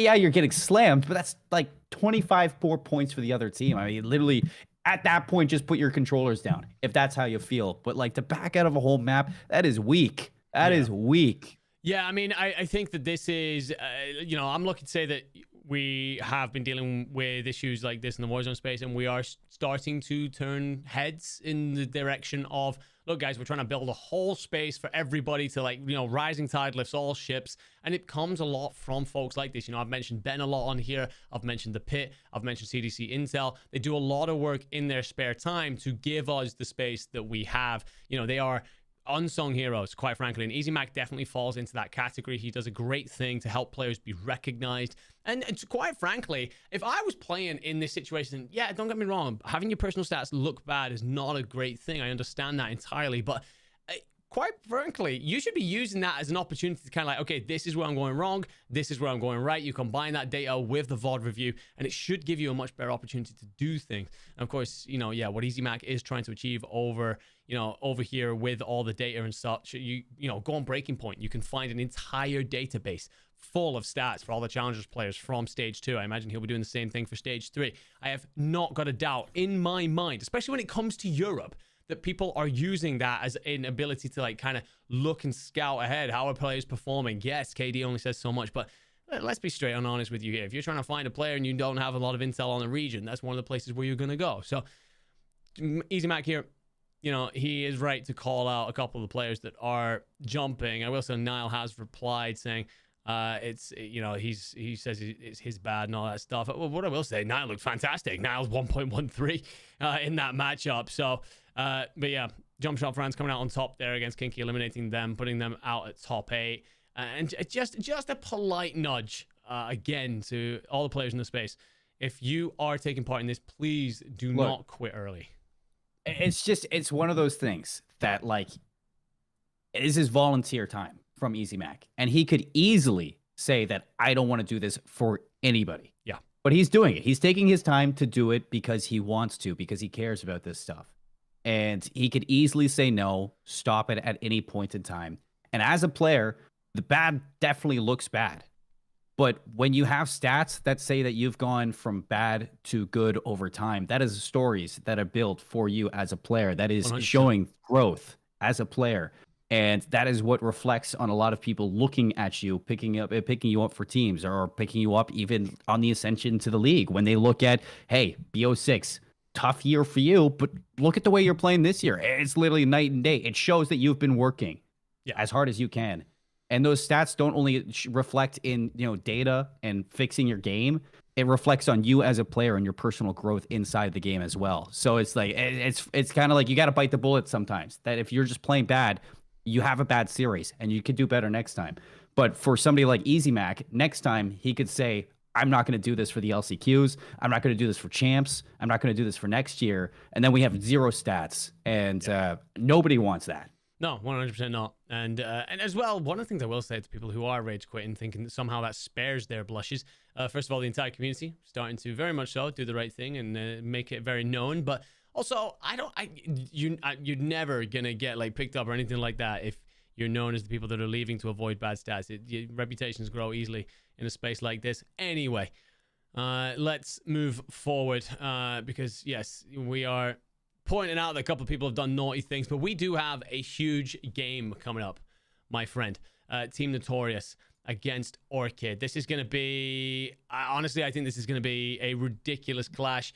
I'm very surprised that we're not seeing it be covered on main, but all that means, my friend, is you and me get to sit here with the crew who've joined us for today and talk over what is going to be a banger.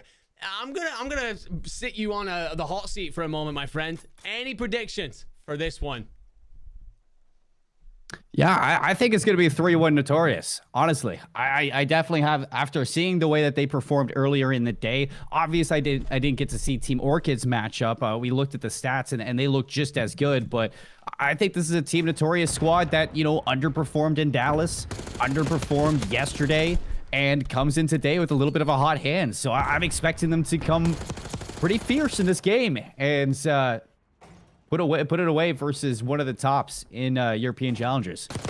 Yeah, as we start to look ahead, of course, to Miami, as we also start to get ourselves in towards the deeper business end of the season. A couple of questions for Team Notorious to answer when it comes to these big events for Team Orchid. Well, get yourself a flurry of kills. They'll let you in onto P1. And oh my lord, you will line up a whole bunch more as players strafe out in front of you. And Henry's here for 2 more.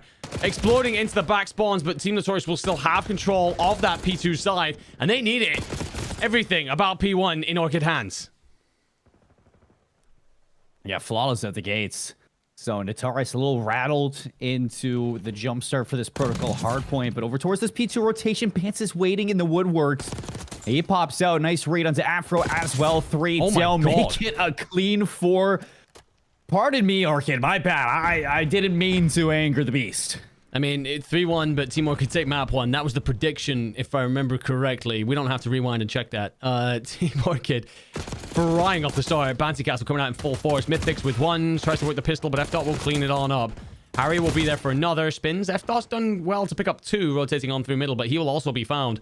Not a single point yet for Team Notorious. They are spawning in for P2. Orchid not only have P2 control, they also have a hold in mid, so they have the better rotation on for 3 if they so wish. And this, no one had this on their bingo card. Notorious, where are you? Yeah, sleeping at the moment, it seems. Bance on 5 in a row. He's going to peel back. That streak's now starting to get acquired for the rest of Team Notorious. They get a couple of points at Old, but that's all you're going to get is scraps. The full setup over towards P3 now. Henry watching underneath. He's not able to make anything of it, but he has the information that there's some players pushing Spiral. Oh my. Okay, Bance is not going to want to watch that one back in one of those moments where we're just going to blink on over and forget, because this is still all in Team Orchid hands. You've got Mythics holding down back spawns. It's funny too, because it's like, you know, Bance can go like 8-0 off the start, but then that one kill, we're like, yeah, ugh. Not some good shots, but that's not the splice. I is still the rest of Orchid really working some magic around him, stepping up, holding it down, and this has been as good as it gets to open up Protocol. It feels like every player on Orchid right now just having the number of their opposing player. Bance gonna wrap here. Grandma's trying to get in through the back. He's trying to set up a pinch to break this. I love every moment of this. I'm so glad our observers on this. That nade's got to be perfectly cooked and then followed. You get the damage. Unfortunately, it catches you a little bit as well, so you can't fly out. You do eventually off the back of a great stun. So you've set up a pinch, player's collapsing.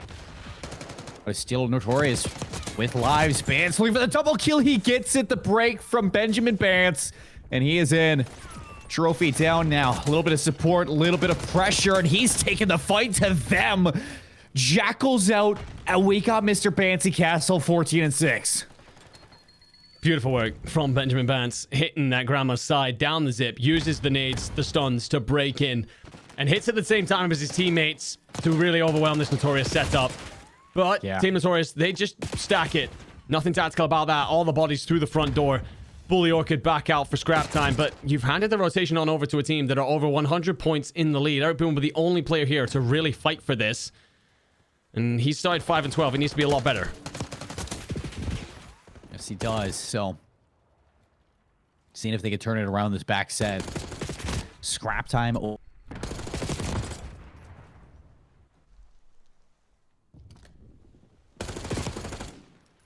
P1 will fall back to Orchid. Rafi trying to fight for this from the front. And he rips one out of the top heady there. 3 headshots in a row for Notorious. A bit more like it if you are this Team Notorious lineup. And well, all your good work though, probably going to be undone as Bance brings in the Hellstorm. Immediately starts to rain in. Finds 2. Third will splash. And although it doesn't get kills, it bullies Notorious players back into Grandma's. F-Dot with 2 to try and counter that situation. Orchid will be unbothered by the fact that you've lost the majority of this P1 here. It's the only bit of successful pressure Notorious have really had on you. And you also get Harry, who activates over by the tower to give you this P2 side.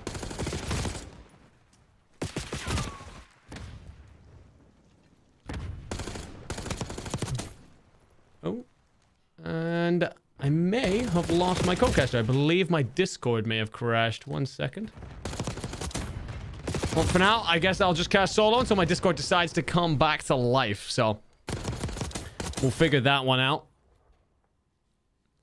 Anyhow, Team Notorious starting to find their way into a little bit of momentum here. Opportunity to stabilize, opportunity to try and close the gap. It was over 100 points not long ago. It's now down to around 80, and a wave of kills for Orchid will bully them in towards P2. Mythics has got a big fight here on rotation. I don't think anyone spotted F-Dot for a moment. Bance here, though. Oh, my lord. Bance has the flank. Finds 1. Finds 2. Knows the third went tower. Benjamin Bance with incredible work. Impeccable timing. And the root gets paid out. Orchid reassert that 100-point lead and also have the rotation in for 3. Ridiculous stuff.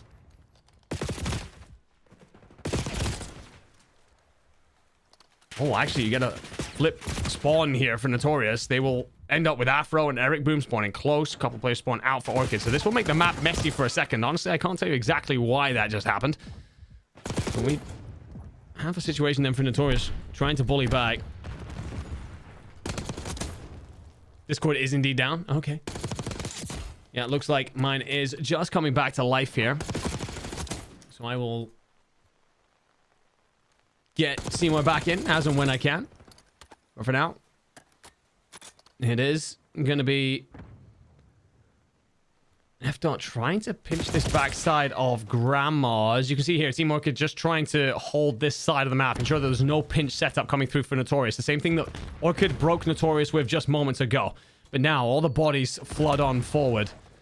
Notorious assess how to come again. Last time they managed to counter break this through the big door. One player is going to be Spiral. Eric Boom is that player, and he finds 2. Allows Afro to hit the front, and Eric with 3. Little man in stature, but a big man on the map. On to 4 in a row here to try and help Notorious build back into this matchup.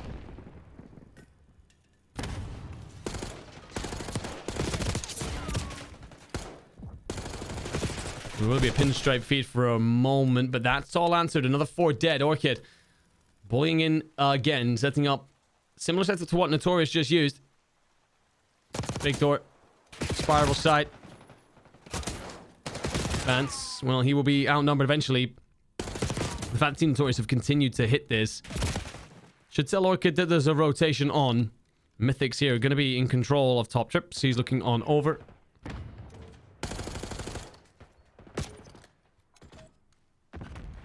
Nade will get a bit of damage and pick something up. This is the move. Henry plays in through bottom, through the zip, and catches Raffi out on the point. Great work from him.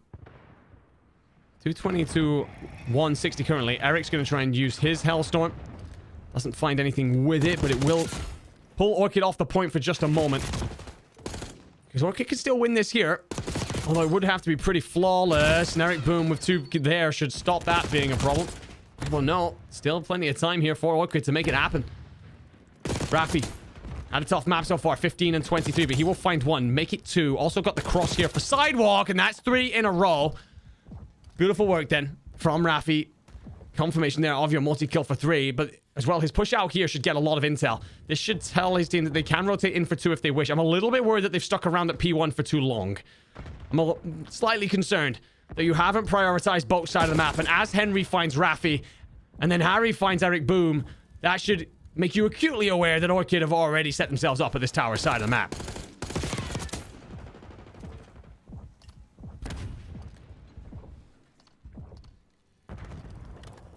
Notorious do bully it back, but look at Harry here on the flank.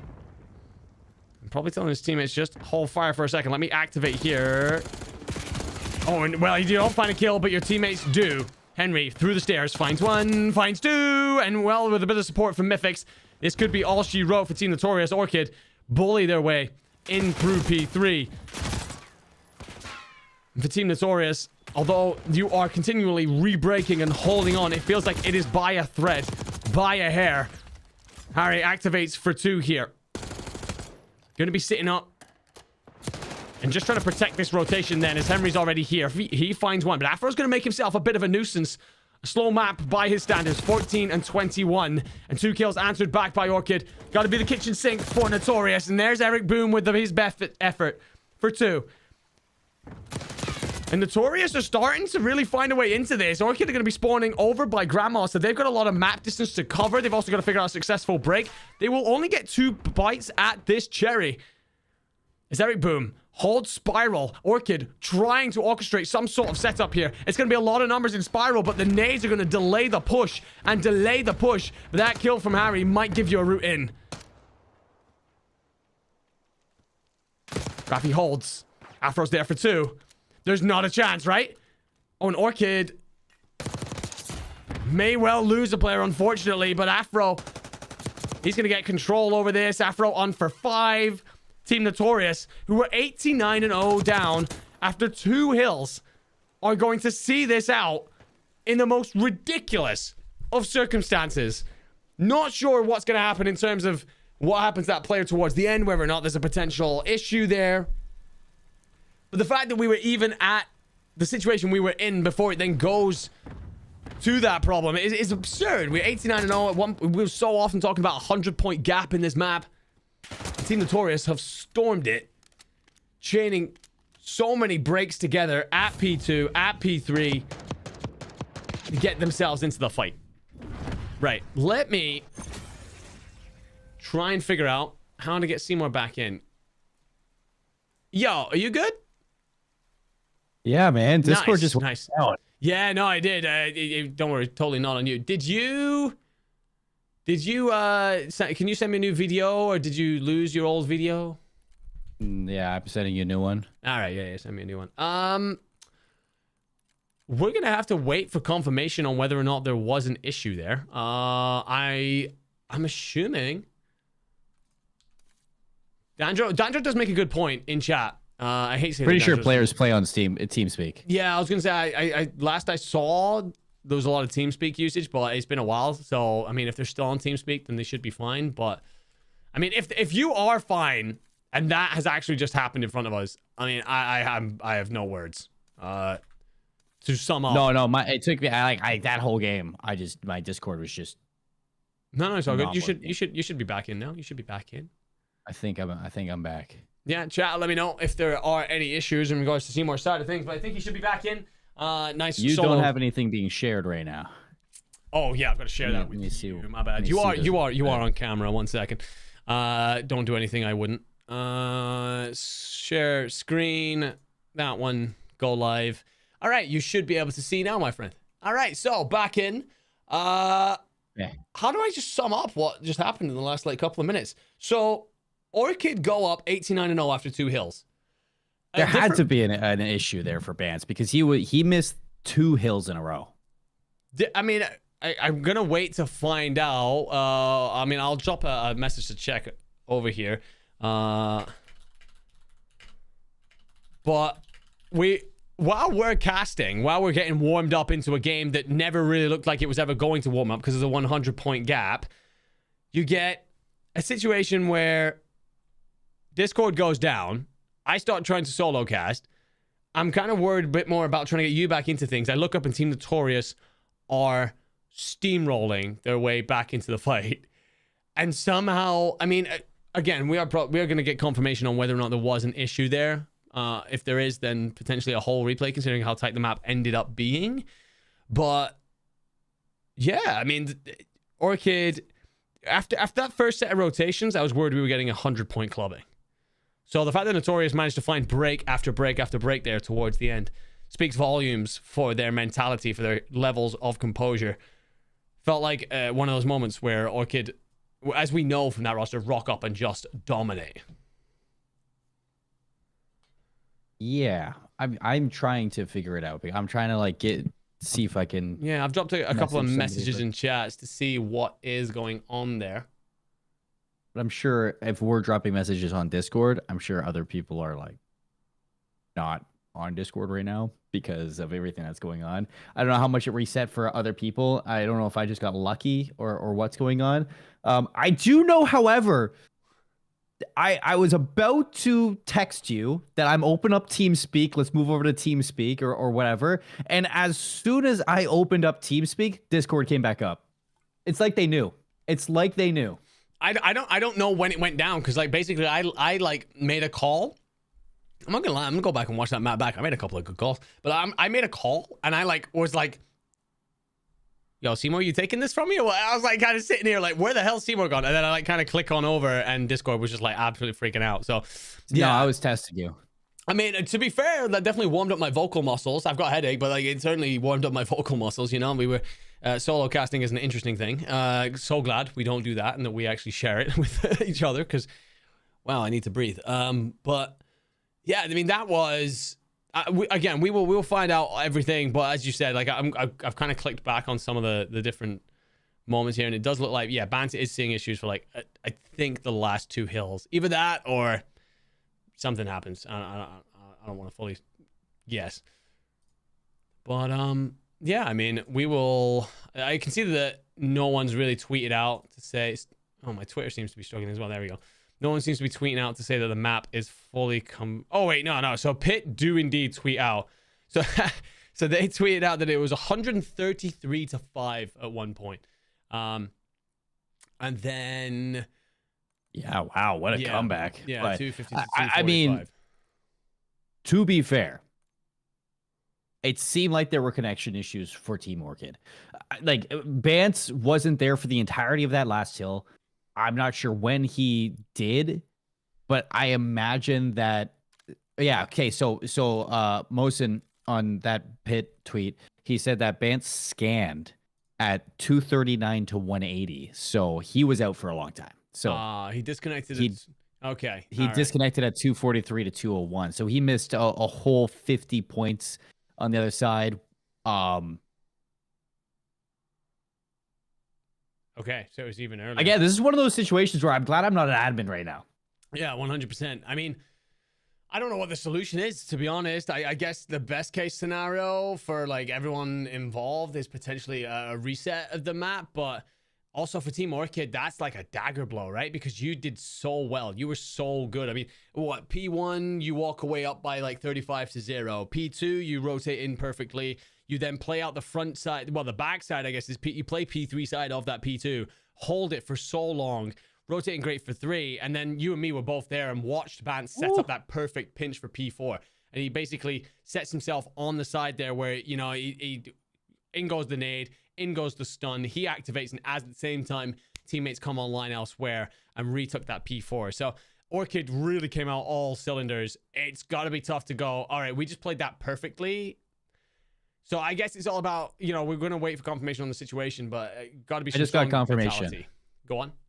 I just got confirmation that it is going to stand, and Team Notorious are leading 1-0 in the game for right now. That's what I was told. I wasn't told by Faceit itself. Okay. I was told by one of the observers for the Bravo stream, as I feel like they were talking to Faceit, but that is what I was told. All right. Okay. Well, it looks like it stands for now then. I don't know how I feel about that, yeah, but we need to get onto Easy Mike, by the way, and let him know that Bance didn't actually leave before Bance also gets himself. Oh, I'm sure he'll know. Yeah, I'm sure. I'm sure he'll see that one. But I mean, it's all right. So it looks like we'll be then 1-0 for Team Notorious. That's a weird one. I mean, they do start off 89-0. It was after 2 hills, 133 to 5 at one point. I mean, it's a ridiculous gap that they do overcome. They do surmount in the end. To be fair, the fact that you were down nearly 130 points and pulled it back to within, I mean, what do we get confirmation of as the disconnect moment?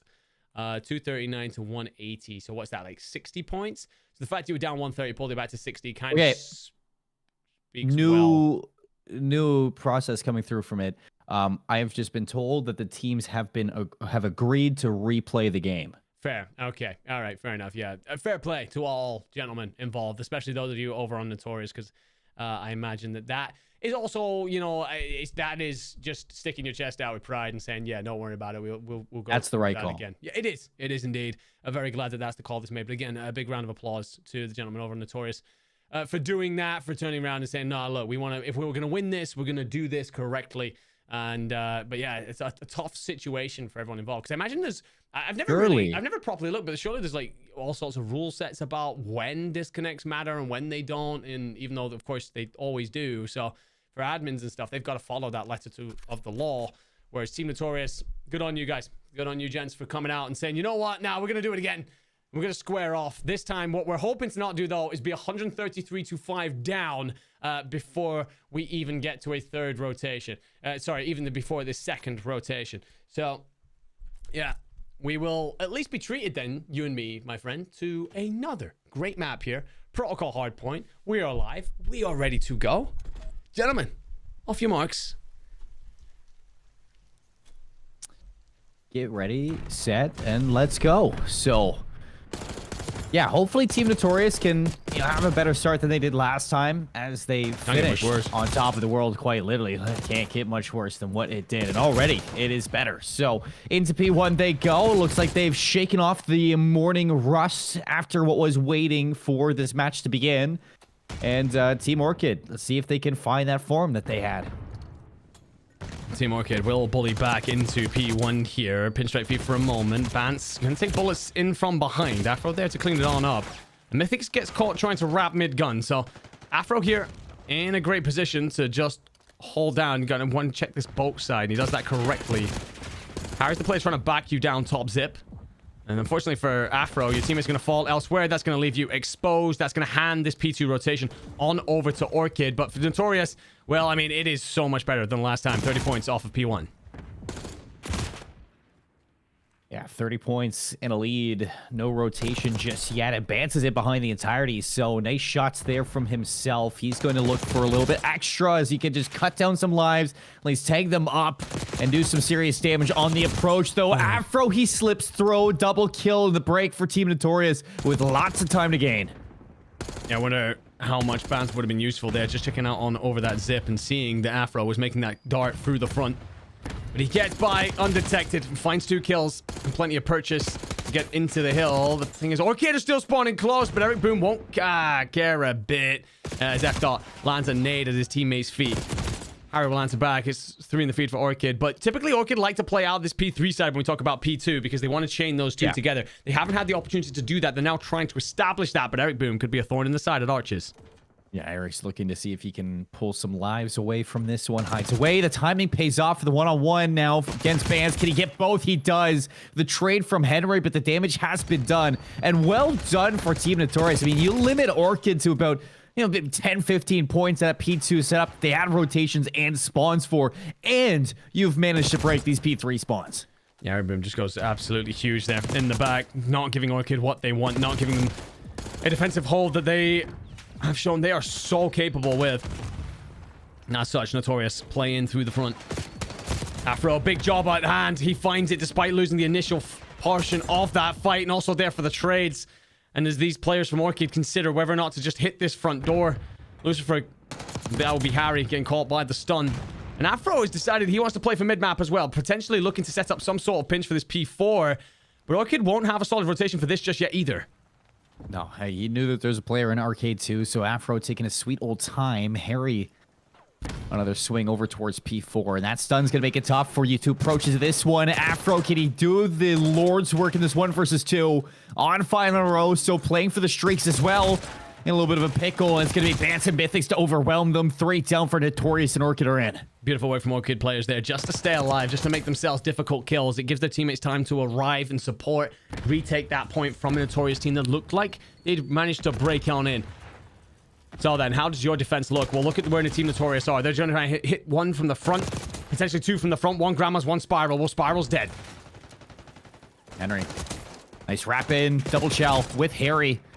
Rafi, the only one standing now for Notorious on this break, and he's just looking to play his life. Nice read on a Mythics. Is it enough for the last 15 minutes or 15 seconds to be a break?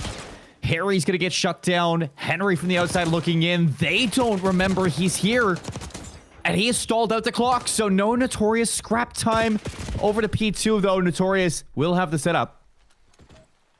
They will, but Henry here, if he gets in around the back, it's a big kill for P2. For me, you just got to stay alive for a moment here, be a nuisance, force Team Notorious to have to pay attention to that. Heads on a swivel. Mythics has managed to rotate mid-gun, finds 1, and you don't find the second, but Henry will be there for the instant trade, and Henry somehow finds the kill on Rafi as well. So 3 dead in the feed, sending Team Notorious all the way back to their castle side spawn. Orchid with Grandma's control in Henry's hands, and P1 for a moment, dragging this game closer again. A classic.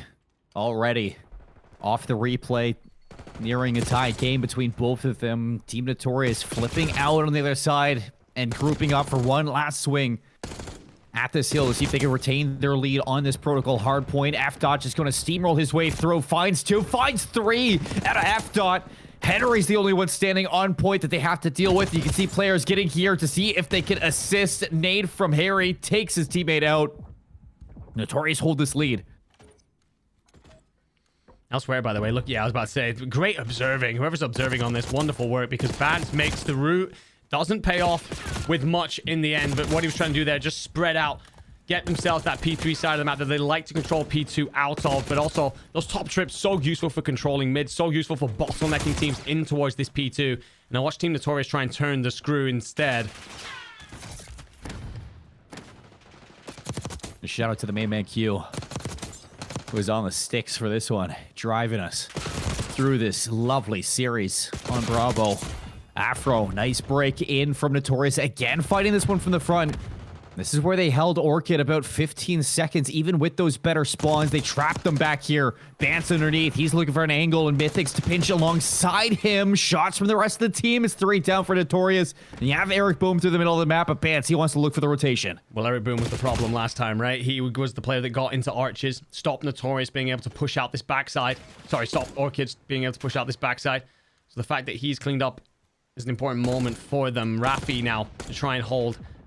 But his teammates are falling elsewhere. He needs support. F-Dot, he considers touching the point, but that gives him up, and he is found. Eric Boom through the front.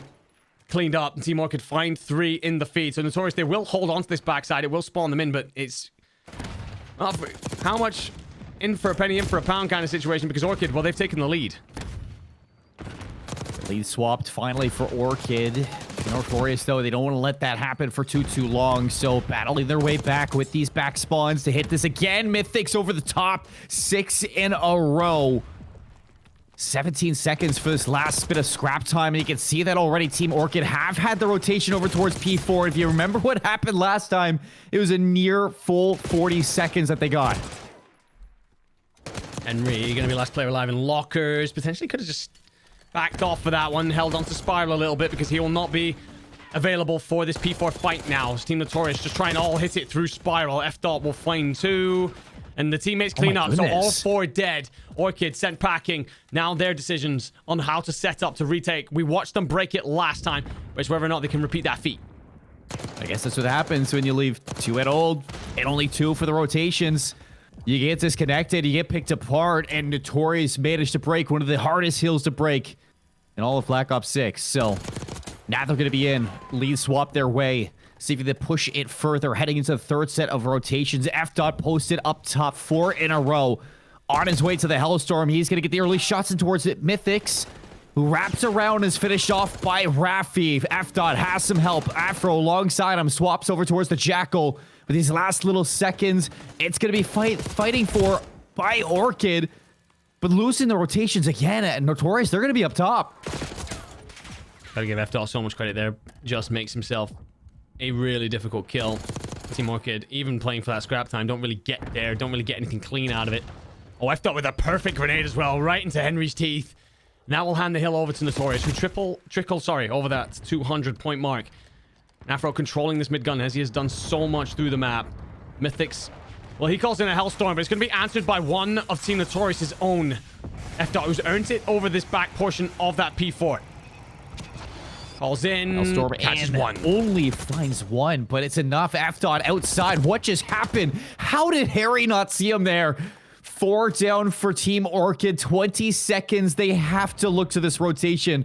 But even still, they have been dominating this P2 rotation all game long and getting no time out of it. This is the important part of the map now. This is where Team Orchid are going to try and fight you for top trips. They really want to take a hold of that.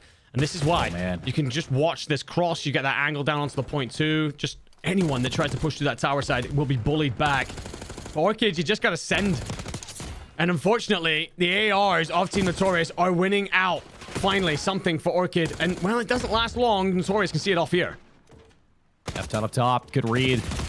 Can he find more? No. Harry back in. So Orchid now fighting for map 1. And if they can hold on, only 15 seconds needed for Notorious, and Eric's going to be the first one in, traded by Mythics. But over the top now, the rest of Notorious ready to just pounce at this opportunity. It's Henry's turn to flank and keep the team alive. Raffi stays alive by just a bullet, but the rotation is on then for Orchid. Gonna leave 2 players at old. Afro will find 1. They can win this. Expect a second. They can win this. Oh, they've gotten off. I mean, there's enough time to put this one away. I don't think that tick comes through, right? Oh, they're going to be here. So the rotation over towards next. Team Notorious have the setup in. Eric Boom over the top. Bance finds 2. They have the back spawns. They have their chance. The setup Orchid have been fighting for so much, and they've been denied it so much through this map. But F-Dot waiting for his moment to activate in through Spiral. Finds 1. Lockers. Does not find the second, but you will have Eric Boom arriving through Sidewalk. There's 1. In for 2. Breaks in. And little Spaniard has given his team victory here. It's the second time. It's the same result. In totally different styles, though. This time, Team Notorious, well, they come out hot enough to ascend themselves into a fantastic lead off that first set of rotations. Great answers all the way through if you are this Orchid lineup.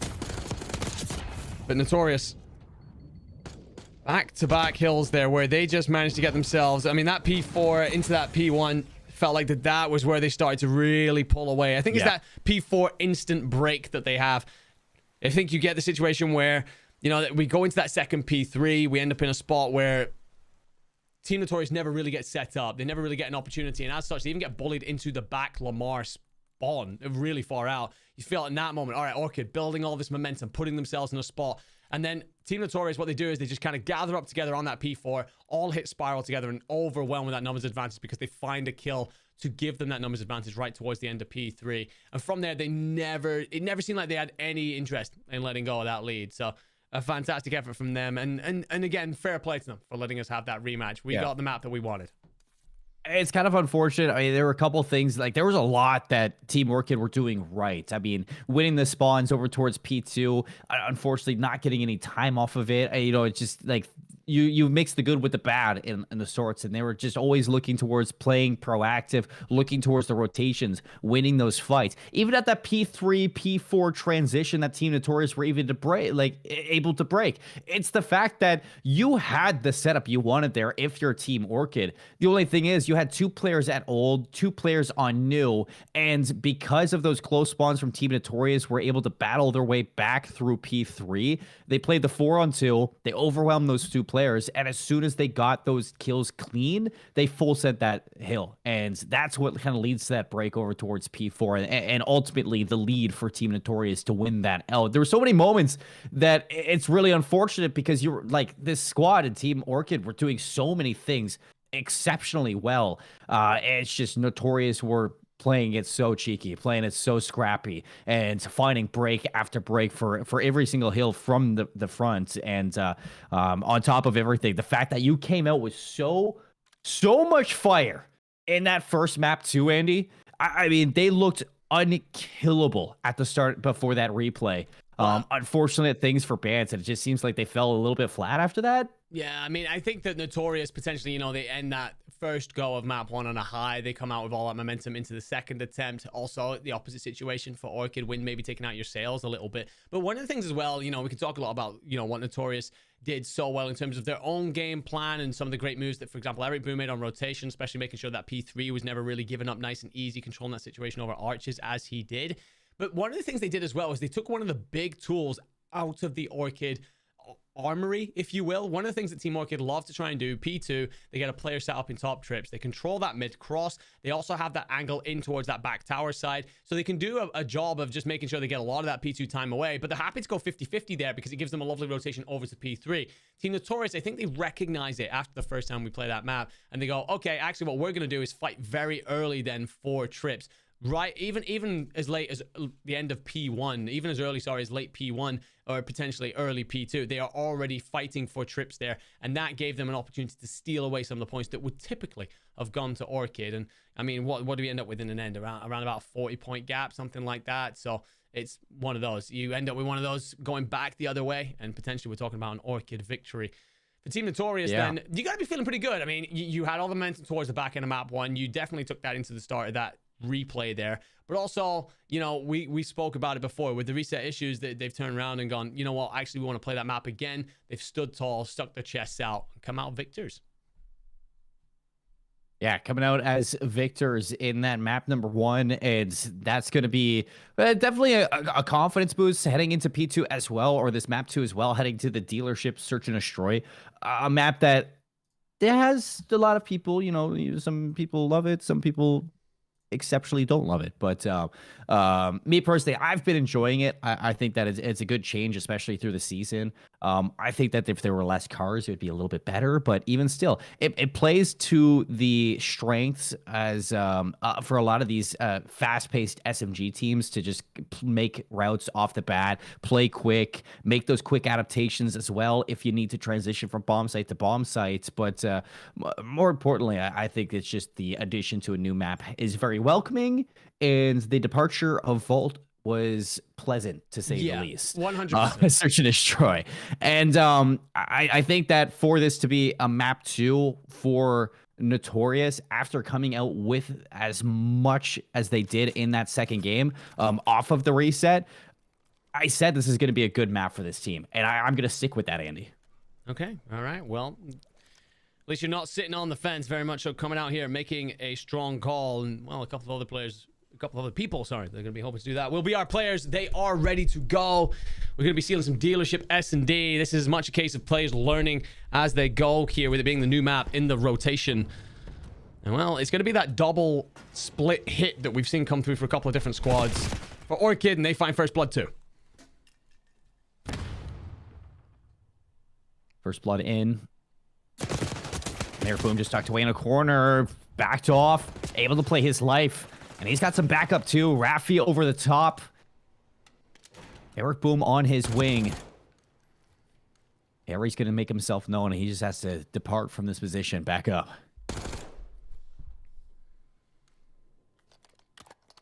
Not the patience out of Notorious. You're never sure if players have spotted the bomb in this game. Bant's going to make sure you check all your corners. Checks left. Does eventually check right. Finds Eric Boom. They're tied up to 2. Oh, he sees the second. There's no comms, though. And Afro is just able to play around that wall so well. And Team Notorious, you might lose the first engagement. You draw that line in the sand for long enough and force these Orchid players towards you. The one thing I will say, I don't think it helps Orchid that you lose that bomb in that position so early. Again, you're never sure if players have spotted the bomb with how it is these days. Feels like it blends in with everything else, but either way, Orchid still have to go and retrieve that. They do not manage to. Now to watch how Notorious break off here. Orchid, they had a 2-2 split. We've seen a couple of players try and do like a 3-1 island approach, and that looks like where Notorious are heading. Eric Boom going to kick things off. Notorious looking to go back-to-back in rounds. Now in the attacking First Blood. B-site going to have to be watched here. Henry's going to take a peek. He sees nothing, but you know they're still going here. He's just hoping to have a chance to stop this bomb from going down. Yeah, Henry will find one, and that is as easy as you like. Also gets damage to move the second player off. What I will say, you've at least had Raffi watching for the flanks. You know you're protected here from one side. And while Henry can't really do much through the middle, I think he's waiting on Harry to activate here. Yeah, they're going to hit this together. Eric, they line right up for you. Wall bang on Henry, and it's all Eric Boom. In this round, Bance now 1v2 for the retake. Raffi on one side, F-Dot on the other. As soon as you're out the window, you look the wrong way. Yeah, I feel for the Notorious there. I mean, you end up with a situation where one of your players is covering over mid. I was a little bit concerned that Team Notorious had not paid enough attention to the fact that they had no mid presence whatsoever. That island player watching your flanks. So you're basically in a spot where you know your flank's protected, you know you have control over bomb site, but no mid presence. They give up an easy death, but it then ends up with a bit of a delay from Orchid too. Yes, you have Henry mid window, but after that, you had nothing on flank. Harry was trapped deep spawn. So, Orchid failed to do the retake. And a very different strategy this time, all for A. Nades out, trophies. Keeping the cars intact. Whether that's a good thing or a bad thing, to be determined. F-Dot still drawing First Blood. Can he stay alive? Bans for the raid shell, trades it, and Afro not able to get any shots down. So Bomb still yet to go down. You have a player maybe wanting to drop the vent. Instead, Afro takes matters into his own hands, and Raffi takes aim onto Harry. Bance is trapped again, 1 versus 3, surrounded by Notorious players. Nowhere to go. A little bit worried so far that we haven't seen many Team Orchid players take mid control.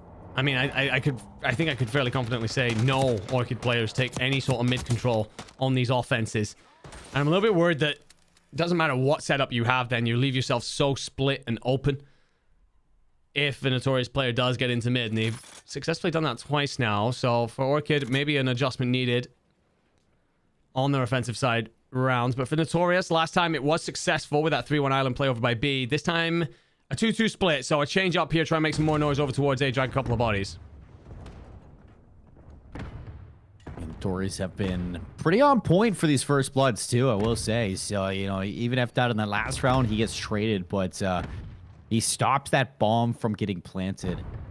It was Henry the round before that gets the first blood, wasn't able to really convert that into anything being traded, but Henry looking to be that spear head for the team. In and around 3 members around the slide in from F-Dot. Do we get the bait and the switch? Eric Boom just gonna hit the deck, and Henry Mythics, they swing it together. It's a 2-for-1 trade. Numbers to Orchid. Oh, and Rafi loses one that he will want back. Bance springs into action, so F-Dot then in the 1v3. It just feels like this is where you fall, and you do indeed. And this is where defensive side of the map just falls so much nicer for you. You have the ability to get into that middle relatively uncontested. It's not as chokehold, it's not as bottlenecked as it is when you're on offense. That's why you're seeing so many players refuse to go in through to fight for that mid room. But Team Orchid won't get themselves a much needed round on the board. Can they build off of that into this series? For Team Notorious, this is an opportunity to see off another defensive victory. Orchid have not done well so far on offense. 2-2 splits both times. No, sorry, 4A last time. It's 4A again. And Notorious aren't expecting it. Look at how far they've backed off. Yeah, all the way back. Rafi, nade cooked. Hits the Mark II bits. Just late on getting that trophy down. First blood against a Notorious. It's this, the nades. Everything is blowing up in Orchid's face at once. I can't believe it. That is a dealership round. That is indeed a dealership round. I felt like there was some preset nades that come on through there. 3 Notorious players played on over towards B. They had window control, mid control, bomb site control. Rafi's the only player here for a moment, and I think you get that call out the second that nade goes up and catches Bance. Boys, I think we're back at 4 players at A. And sure enough, Team Orchid under artillery, hellfire, and anything else that could be thrown at them. Right now, Orchid struggling so much on those offenses. Notorious splitting the difference with theirs. Like, I don't know if he was like late to getting the trophy or if it was just an indecision on that play, but Stun's gonna open up this door. Mythics, secondary stun on it, slides on through, catches Eric Boom. A little bit disoriented. A strong first blood now for Orchid. This is a must-need round conversion.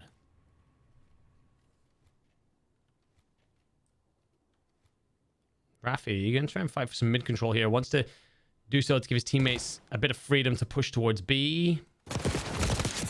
And well, that push is never really going to come together anyway because Harry gets aggressive and finds Afro. So the 2 Notorious players going to square up here, try and push through together hand in hand. Yeah, Harry takes the bait. Bance finish it off. This is a good old crossfire onto B that you do not want to tango with. So I like this call to reposition. F-Dot now through mid. It's Henry's turn. His chance. He's been waiting here all game. And he's got help as well. So a strong round from Team Orchid.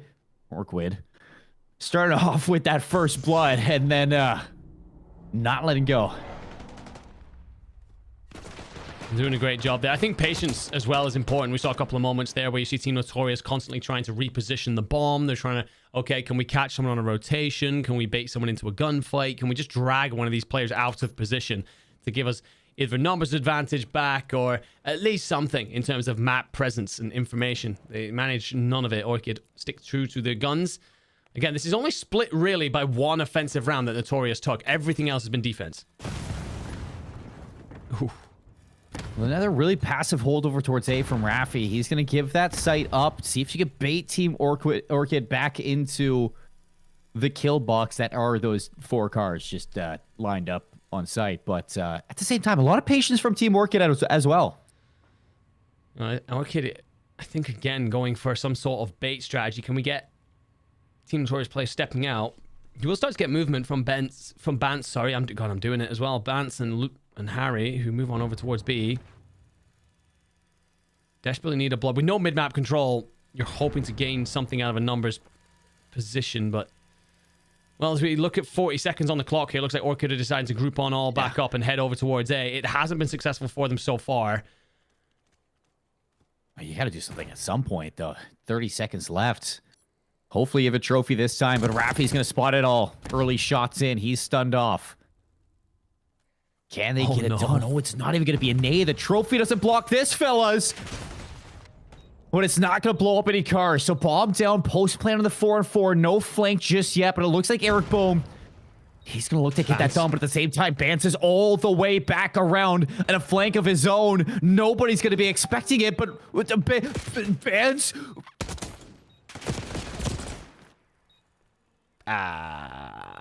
What?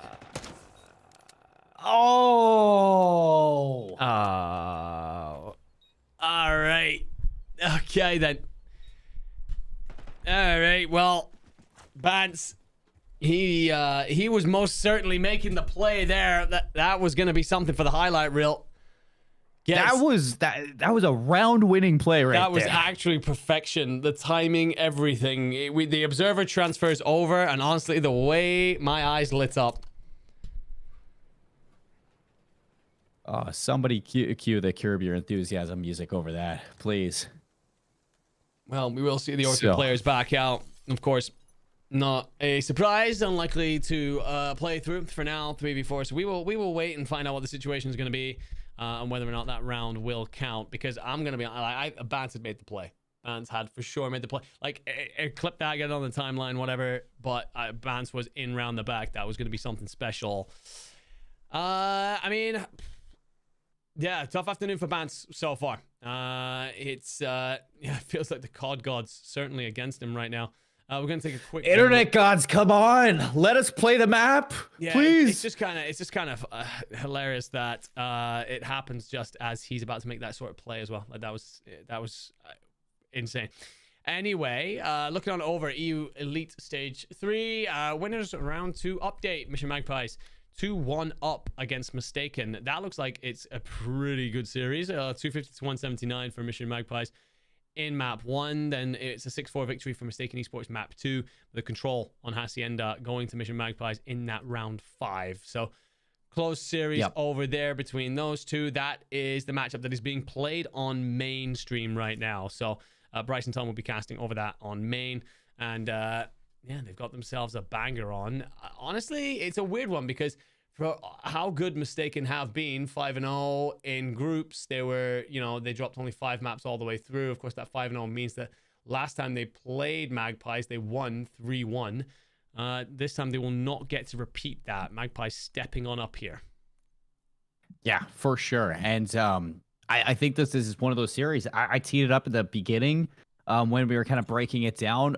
You got 2 veteran teams in Notorious and Orchid going head-to-head, and 2 rookie teams on the other side between Mistaken Esports and Mission Magpies. I mean, yeah, I'm not going to count Pack and Kez as rookies, but, alongside Overlay and Lampy, who are still, on the rise this year, I will consider it a team that isn't expected to, to be in a winner's final just yet, but this is their chance to do it. They've been having a great year. They've been having a great stage. And Mistaken Esports alongside them have been doing well as the same time, especially with Callum and Julian just having their way on both sides. I think that the additions of some rookies to these teams has really lifted up their chances at taking an elite stage and, making it deep. And between the both of them, I'm just happy to see. Agreed. I mean, new players at the top. Well, this is something that we are kind of blessed with here in Challengers. Like, I feel like every year we see new blood rise to the top, right? We see new cream comes to the top of the crop. And it's just a case of like, we're looking every year for who that is going to be. And, we've spoken a lot about the players on that lineup. Julian, I think, is a name that continues to come up for this Mistaken roster. Triple checking that I'm not absolutely faded. Yes, that is the roster that I'm thinking of. Julian is the player that we have been talking a lot about. Chunk stepped up big early on today with that huge performance in Winners Round 1. And yeah, not to count out Twist and Callum either, who've been having themselves a very impressive elite so far. A very impressive year for that Mission Magpies team. Kez, Pack, Lampy, Overlay. It is, yes, you're right about who we're not calling rookies, but still, as a team, as a dynamic. This is a squad, you know, stepping up here, punching above their weight class, I think would be fair to say, with an opportunity to, of course, put themselves into winners finals. Just taking a quick look here at, I need to remember not to click on that because it all pulls up in a weird way. But I mean, winners finals, of course, will be one of Mistaken and Mission. Currently looks like Mission are the team with 1 foot in that winners final. Over here, Team Notorious will be that team, kind of sitting themselves right on the edge of qualifying. Waiting, of course. I mean, after this, we will... No, it's tomorrow, isn't it? Elimination round 2. Yeah, tomorrow is elimination round 2. Yeah. So we will wait on a couple of games. But we know that Jump Shot France and Katana are the teams that have put themselves into elimination round 2. So they wait the results of these 2 games to find out who they'll be playing. Today's Thursday, is it not? Not tomorry. Next week. Yeah, next week. Next week. My bad. Yeah, my bad. Next week. Yeah, I was gonna say challengers on Friday. Who? No. I went to a funeral on Monday and Tuesday, and I like, you know, when like you don't work, so your brain is thinking that it's like it puts you in a totally different time zone. Like that's where I'm at. That's where I've been all week. It's me every week. Okay, all right. It's me every week. We need to talk about that. You getting enough iron in your diet? Like, oh, I mean, it's just like. The schedule of the week, you know, like there's been a couple weeks already this year where I've been like, it's Monday. I thought it was Friday. Oh, it won't line up properly for me, unfortunately. But CDC Intel tweeted out the position that Bance was in when he disconnected. He had the perfect He was play. making like the play. Gets in around the back there. Rafi Afro, I thought they were not looking at all. They had no idea. It seriously doesn't line up better than that. No. I mean, that is like the perfect flank that every player just dreams of having. Yeah. And I'm sure Bance was so furious that happened. Yeah, man, there's going to be a stream clip that comes out at some point. Anyway, we move on over. Right, so I am going to assume then that this is 5-2 to Notorious. So they just need the 1 round and... Oh, wait. Okay. Hey, guys. Yeah, I think they're going to do the thing where they actually there were streaks. Score. There were streaks, so... Wait, this is a thing now? Yeah, I mean, like, it's only fair. Like, especially if it's like an RCXD or like a Hellstorm. You and me have cast challenges for a long time, and I mean, before we've seen plenty of these moments where people just have to be like, suck it up. So I'm I mean, like, we can't stay in lobbies for scoreboards, but we can at least give each other streaks. Yeah. You're really sour about that one, aren't you? It kind of bugs me. I won't lie. I understand entirely. I get why. Anyway, Rafi. I feel bad for Easy Mac. With Team Orchid, they will get some mid control here on offense. This is something that we didn't see all the way through before the reset. Team was always happy to give that up. Rafi's, I think, playing bait here over the garage window. He is. Team Orchid are slowly edging up that A street as well. You cannot go down right now if you're Rafi. I mean, you have the streak, you have your chances to use it. And originally, it was a little bit of a high-low out of Afro and Eric Boom, or F-Dot and Eric Boom over at that A-B site, but they're going to back down from that. It's Rafi now to reposition, hold down this A zone. He's got the frag, he's got a stun, and the RC car.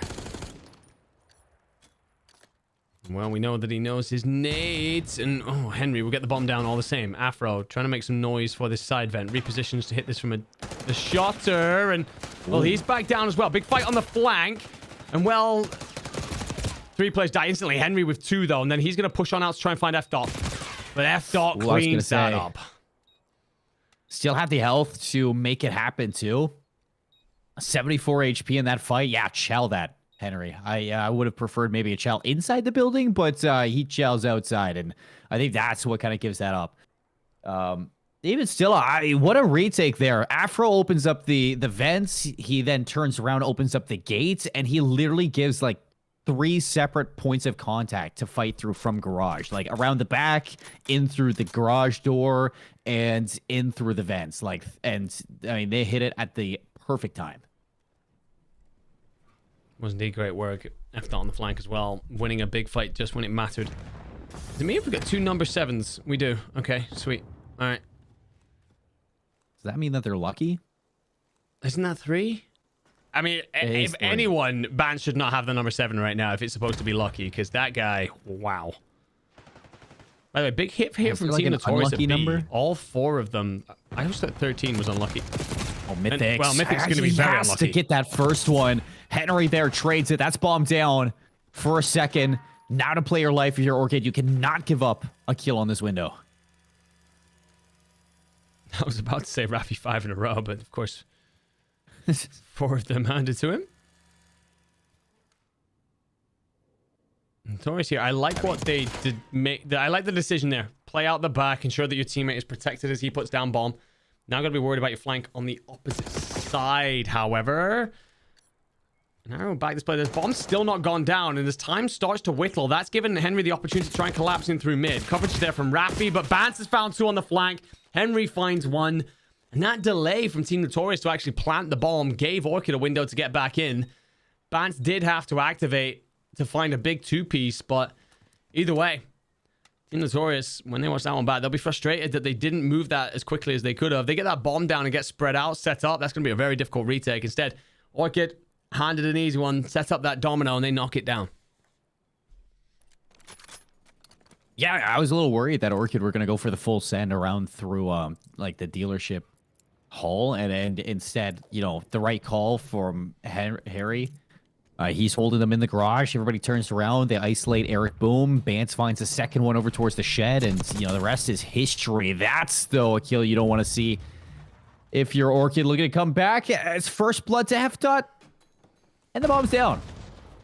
So gonna have to go recover this one. Bance swings the shoulder on the outside. FDOT has some help. It's Rafi alongside him. And Rafi gets 2. Looking to put this one away. Mythics alone. Surrounded. Afraid. And out. Team Notorious. 5 rounds turned to 6. And they're able to put away the dealership. I'm very glad you said that, because I was a little bit like, this is the last round, right? I am correct in thinking that. But yes, that will be all she wrote. Team Notorious looking like they've done a bit more homework on this map. And Team Orchid felt like that they had a couple of different approaches to offense. Of course, offense, the more difficult side of things here on this map. So where Team Notorious end up getting paid out, I think pretty much every defensive round held except for 1 through that. So Team Notorious, they will put themselves 2-0 up and, well, 1 foot well and truly planted in winners finals. I will be able to tell you as well, by the way, that on the other matchup that is ongoing, a 41-22 performance from Julian Codd will push that series to a map 5. So Mission Magpies and Mistaken Esports, they will see that S&D. 41-22 is quite frankly terrifying. I mean, 2 of his teammates go neg. Chunk, I mean, this is the lowest resolution screenshot I've seen in my life. I think Chunk goes 28-20, not 28-29. He might actually go neg. It might be that everyone is neg except for Julian on that team. Can someone please confirm in a screenshot that is above 3 frames per year? That would be lovely. But I mean, Mission Magpies, I mean, they're 25-29, 33-25. I mean, Mission Magpies, this is a red card. Oh, no. Chunk is 28-20. Callum is 21-31, and Twisted is 23-27. So, Julian had himself a heyday on that red card, but well and truly, that's expected from an Ames player. I mean, 4,700 damage is ridiculous. I say it's expected. I feel is harsh. That is a ridiculous performance. You're right with the 4,700 damage to open up this Mission Magpies team on a red card hard point. So if it goes to map 5, I'm just trying to take a quick look through there for that roster before we talk about our round 3. So Mission Magpies, is this the team? Yeah, so they've won game 5 in groups. Whereas for Mistaken, they won 2 game 5s in groups. One of those against Team Notorious as well. So a team that is not shy of clutching things up. Bit of ice in the veins. I pull us back there, my friend. Team Notorious against Orchid. This feels like it could have been a very different series to what it's been so far. It will be 2-0 to Team Notorious. We had a replay for map 1 hard point that went to Notorious the second time round. It went to them the first time around, but that was off the back of the issues. It felt like, although that one, it was mostly in Notorious's hand after the strong start, there was a lot of resistance from Orchid. I never really got the impression that Orchid were able to build their way into that dealership S&D. Yeah, honestly, in that dealership search and destroy, a lot comes off of the back of the success in those early rounds. 2v2s that Team Notorious were walking away with over towards that B site. And you got to tip your hat over towards Raffi for the work he was putting in over towards B. Every single time, or over towards A, every single time that Orchid were trying to make a play over towards A, there was a nade from Raffi still there, a stun in, allowing those subs to fly. He was really holding back Team Orchid from actually getting a solid setup on one of those sites. And the other side is just Avtod was having his way in those early rounds. He was really tearing it up. Can't say anything wrong about the way that he is playing so far across this series. Maybe at the start before that reset on the hard point, but they brought it back and 2-0 up in the series. Some serious bad juju on Team Orchid's side. Somebody's got to call Bance's ISP or whoever's got Bance's voodoo doll, like leave him alone. Yeah, no, Bance going through it for sure. I think there was a screenshot that we saw where, hang on, it was in here somewhere, and I think that this one kind of broke my heart a little bit. Like the look, just this breaks my heart a little bit. You see in that moment where Bance is disconnected, so I can't imagine what his face looked like by the time he then had that issue in the search as well. So yeah, right now, Team Orchid got, I feel like, a bit of mental resiliency, a bit of ability to dig deep, clutch up. This is where your IGLs come in ever important. Your leaders able to talk in your ear about what you need to do to overcome your demons, of which you've got plenty if you're Orchid. And big fight on the flank that Raffi comes out on top of, but look at Mythic's activate on the other side. He's dealt with. So Orchid then. Initial strategy is try and approach that B site from different ways and doesn't come on through. Fortunately enough for either team, this isn't the end of your run for the elites. No. You still have a second life over in that lower bracket. However, Katana Gaming, they're waiting for you down there.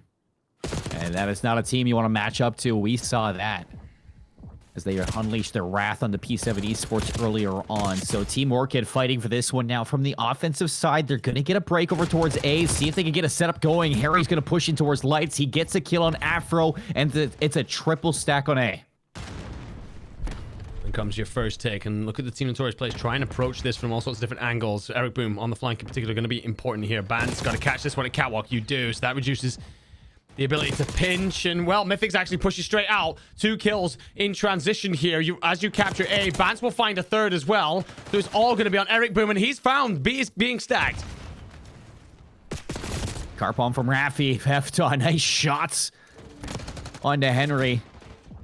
Bance is going to have to play his life. He gets away 10 HP. On the other side, Mythics, the timing pays off.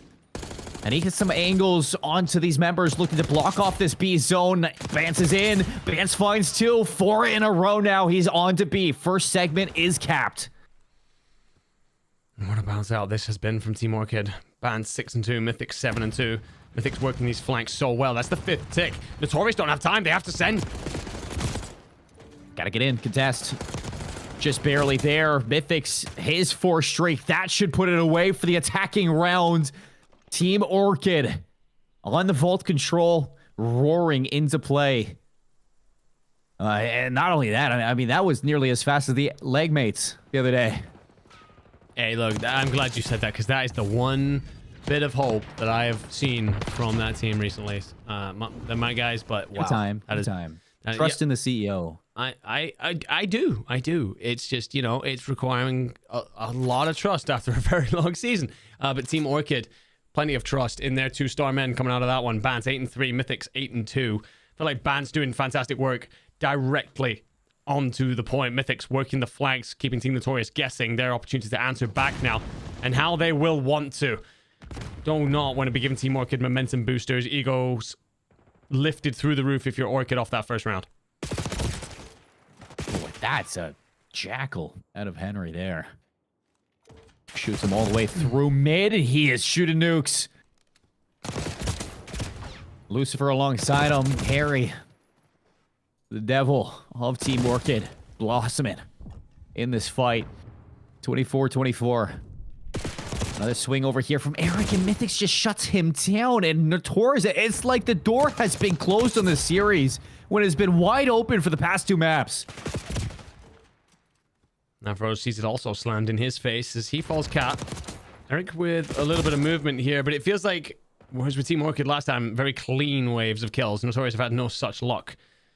Very pinstripey, that will suit Orchid to a T. Henry's got the right idea here, just trying to keep an eye on pawns. He overstrafes though, gives Rafi an opportunity to cut him down, so that will turn a couple of players' heads. They got to deal with this pressure at A first though. Well, Rafi actually comes back in towards that A point there to try and help secure it, and I'm not sure if that's the right call, because that lets Team Orchid just continue to fly to the point. 14 seconds. Last chance for Notorious for this A zone touchdown from Afro, but not for long. Henry is beaming his way through this round. Another 4 spree for Team Orchid. It seems like these players are just taking turns, ruining the lives of Notorious on this Vault Control. 2-0 up. What a change of pace. Feels a little bit like the vibes we had at the start of map 1 the first time it was played, where Team Orchid come out and look pretty bulletproof. A ridiculous offensive round, then backed up by a complete washout on defense. So, Team Notorious with all the work to do if they want to book themselves an early ticket into winners finals. For Orchid, this is exactly what you needed. A reminder that you can hang comfortably with the best teams in this elite. This is one of those moments where you start to look at each other and just say, yep, no, it's been bad luck. We've had a couple of things go against us that we've not been able to control. And when we do get an opportunity to dictate our own destiny, we can mix it with absolutely anybody. Orchid then coming out to try and 3-0 this. Here's a chance in. Nice nades from Afro. Set up at the start to see if you can finally punch a hole through this setup.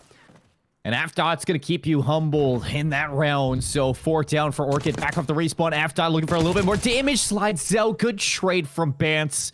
Orchid still stand. I was about to say, Bance hitting that underneath root could have been a big problem for Team Notorious, but Afro reads it. A moment of patience as players try and drag this setup into play. Mythics is again on the flank, so good at playing through that square side of the map. Although he's going to have to drop back, but look at the numbers now, starting to stack the point. Henry's moved on over towards B. He's going to start to try and distract a couple of these Notorious players as his teammates make progress today. I don't know what goes through Afro's mind when he spots Harry on that angle, but around the corner, Henry still continuing to be a menace on this A zone. Fortunately enough, though, F-Dot has a little bit of backup in. Afro comes to life, and he's going to shut down this pressure. 34 seconds now for Team Orchid in this round. And 2 big gunfights going on, but also off of our screen. Eric Boom just doing a great job of making sure this B street's protected so his teammates can continue to focus towards this A point. Well, Orchid one last send here. They won't be too panicked if this doesn't go their way. 1 tick is still better than Team Notorious had managed. Oh, you're gonna have a chance at this one. Bait and switch in, though. F-Dot stands tall, holds his ground. This Bance and Mythics now to hold on for dear life to see if this gets this A zone done. Fortunately, Mythics goes down. 0.2 seconds. Surely not this time. Fades in for F-Dot around the corner to Eric, and there it is for Team Notorious. They hold on to the Vault Control. They're not done yet. Clean from Team Notorious. Just continually bullying Team Orchid back. I don't even think the life difference ends up being too much at any point, but it's a case for Team Orchid where you're never making any progress down that B side. Mythic's flanks felt muted finally. And as such, you just get put in that situation where you got to continue to flood A. Team Notorious were happy to take that fight all day. Man who came online a little bit, Eric Boom, 8 and 17 to start off, but it felt like he finally had an impactful round there. Joining his teammates in the warfare is what they needed. Team Notorious will definitely be seeing back-to-back offenses if we see round 5. See if they can figure out a perfect one here. Into A. It looks like it's paid off. Team Notorious, they void those set nades. They get the setup now towards A. It's going to be a flank from Bans all the way top. Cat, nobody's watching it. He's going to find the first one, jumps on down. F-Dot doesn't even turn. They just waltz on in. Nonchalant-like. This is so spread for Team Notorious. And Orchid are winning everything. Spawning trophy side, which is largely influenced by Bats being pushed out here, P2. That will now give Team Notorious an opportunity to kind of sweep the map. And, well, 2 kills will give them plenty of progress. I like this decision from Harry, though. Find a kill, reposition, and, well, you know where the last player alive is. And be in that hop-up. Rafi, although, if he moves to B here, there's no one protecting this. No art control, no nothing for Orchid. He could give his teammates a route. Never mind, you get the spawning for Bans. Spawning for Bans, and Rafi just continuing to find kills at this A zone. Split pressure over towards B. Harry able to take care of that one. Big win from Eric Boone towards those double doors, and it's a setup towards A with a triple stack out of Team Notorious. F-Dot is racing to see if he can take control of Catwalk, and he's done it. The stack solidified. And the A zone nearly done. Flank from Bans. I don't know if it's going to get here in time. Finds the kill towards F-Dot. Needs Harry to go big. And it's Henry to make the play. Harry alongside him. 18 seconds now.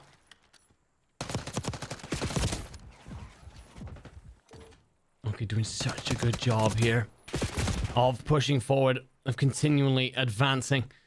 And Notorious, they're not even making it to light. Smithix is there, one player in Cat who could potentially have done something, but no. Orchid then draw blood, put themselves onto the board. I feel like so much of that comes from the statement made in round 1. A perfect offense.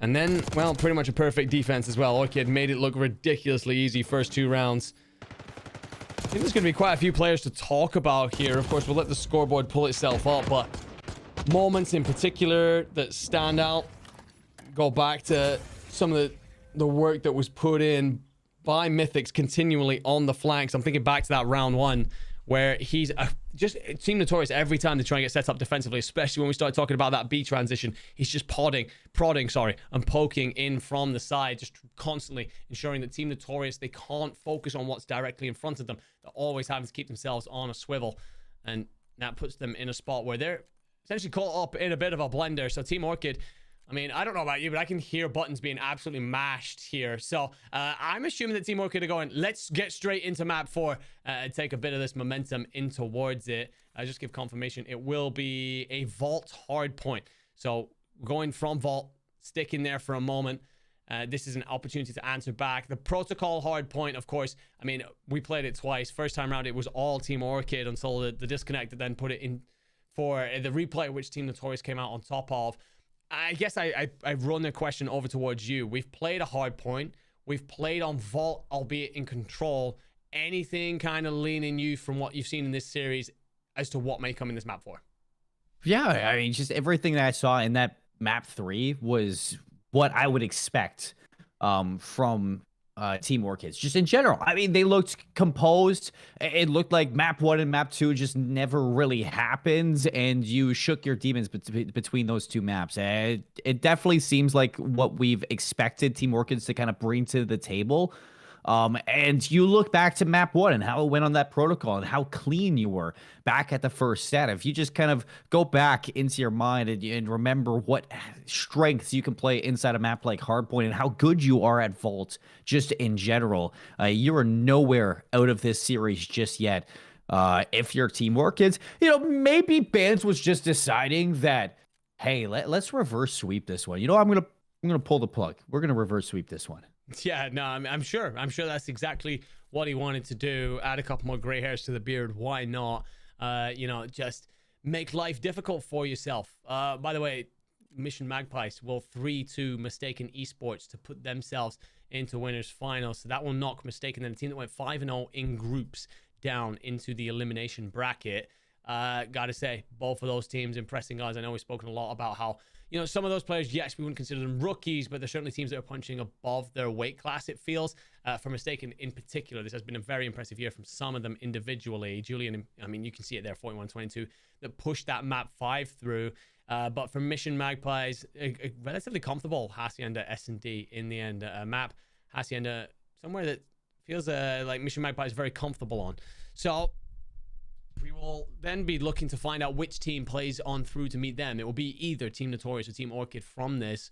Team Notorious up 2-0, but do lose that last map.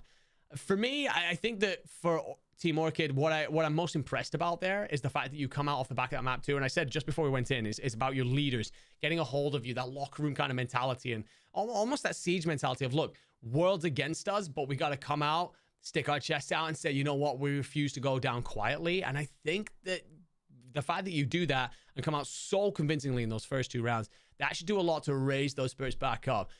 If you come out strong here at the start of map 4, I struggle to see a way in which Orchid can be oppressed if they are indeed running on that sort of momentum.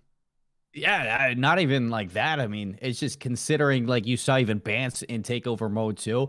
He goes 4 in a row in that first set, that first offense, just solo holding basically that B zone. And then you look at different times where then it's Mythics goes on 4 in a row, and then Henry goes on 4 in a row. And it's like they were just taking turns at popping off in that game, which realistically they needed after the way that map 1 and map 2 went, Andy. So going into this map 4, it definitely seems like this team is a little revitalized, and it definitely seems like they have a new rhythm going into this series. And for it to stay on Vault, I think that is best case scenario right now for your team. I think that just in general, it seems like that's where you want to be. Just let your subs go rogue. Bance definitely wants to prove himself after what went wrong in that map 1 and map 2. And I would too if I had a flank like he did on that map 2. I'm never going to forget that flank on map 2. No, I mean, I think the thing it was like a sinking feeling in my heart. I'm not even playing. Like, it doesn't matter to me who comes out on top. I think both you and me, eyes lit up, ready for this big play to come on through. Obviously, we just love watching fantastic Call of Duty. And, well, for Flank, unfortunately, I can see the Pit have actually tweeted the clip of us reacting to it. So that's going to be a funny one to watch later, because I don't remember doing much other than just pure dejection, to be honest with you. But talking about hard points and the performances that we've seen before coming into today's games, of course, Ben in the back, by the way, doing a wonderful job with all the stats. For Team Orchid, you're looking at Harry, who's put up a 1.17 so far to lead the charge. He's very much so been a player that is putting up a lot of kills, lacking a little bit on the non-traded percentage, but that says to me they're getting involved in the action all around the point in particular. He's not just playing as an AR standing back and kind of covering over teammates. He's very much so backing up the SMGs who are putting time in on the hill. For Team Notorious, it's a little bit scary when we talk about hardpoint KDs. Eric Boom currently holding a 1.51, Afro with a 1.38. Eric Boom as well, by the way, with a 74% non-traded. That is ridiculous considering the kind of ballsy plays that guy likes to make on the map. Yeah, he is frying. I'm not going to take that away from him whatsoever. FDOT too has been frying. But the one player who's been impressing me this season a lot, and it's one of the players that I think I least expected to be that like superstar right now on the team, just having his way, is Henry.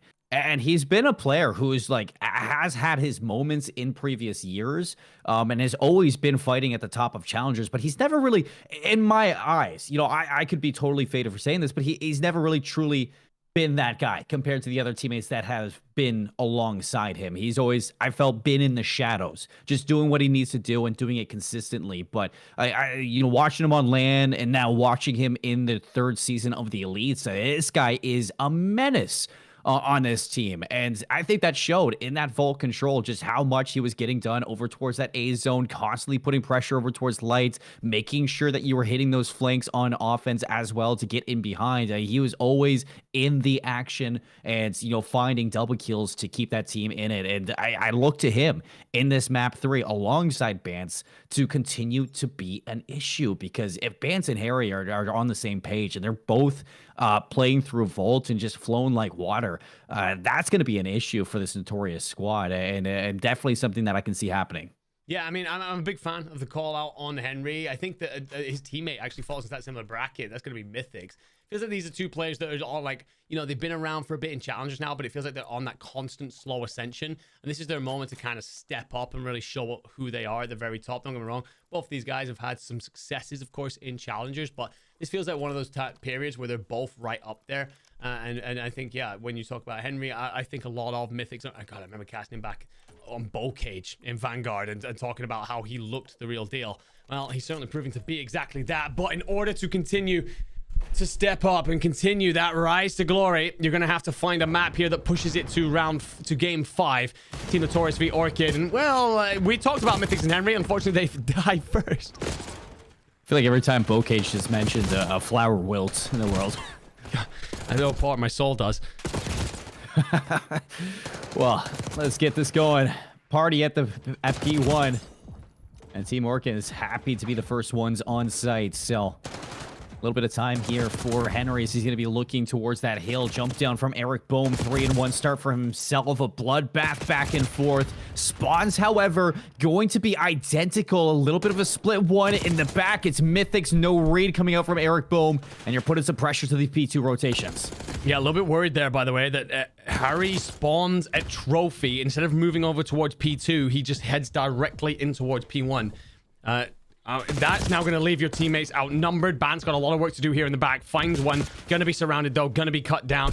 And I go back to that spawn up from Harry. I think that the decision there is incorrect, and it's now leaving you chasing this P2 setup. Shots in from Harry.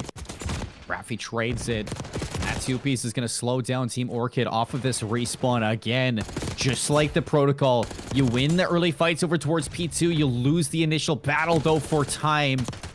And Team Notorious do so well at denying time from their opponents. In back for these close spawns. Afro fighting through. He's going to keep it gray. At 3 in a row, he's already looking to peel in behind, see if he can flank some of these members. I will hand Flowers back over towards Team Orchid, by the way, because even though they lose that early setup, they do have delayed so much of the time for Team Notorious. Afro, will then push on out and find a couple of kills at solo. That not only gives your teammates scrap time, that lets you rotate all the way into Art for free. Great work from him. He's also put Raffi in a position where he can use that AR to control from top Art. Afro, phenomenal work here in what could be a map that puts his team to winners finals.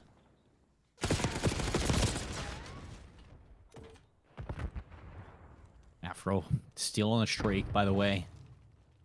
They work into that Hellstorm. It looks like Vance is trying to track it. See if he can shut it down. Early shots in. He leaves it for the rest of the squad, but you let him go.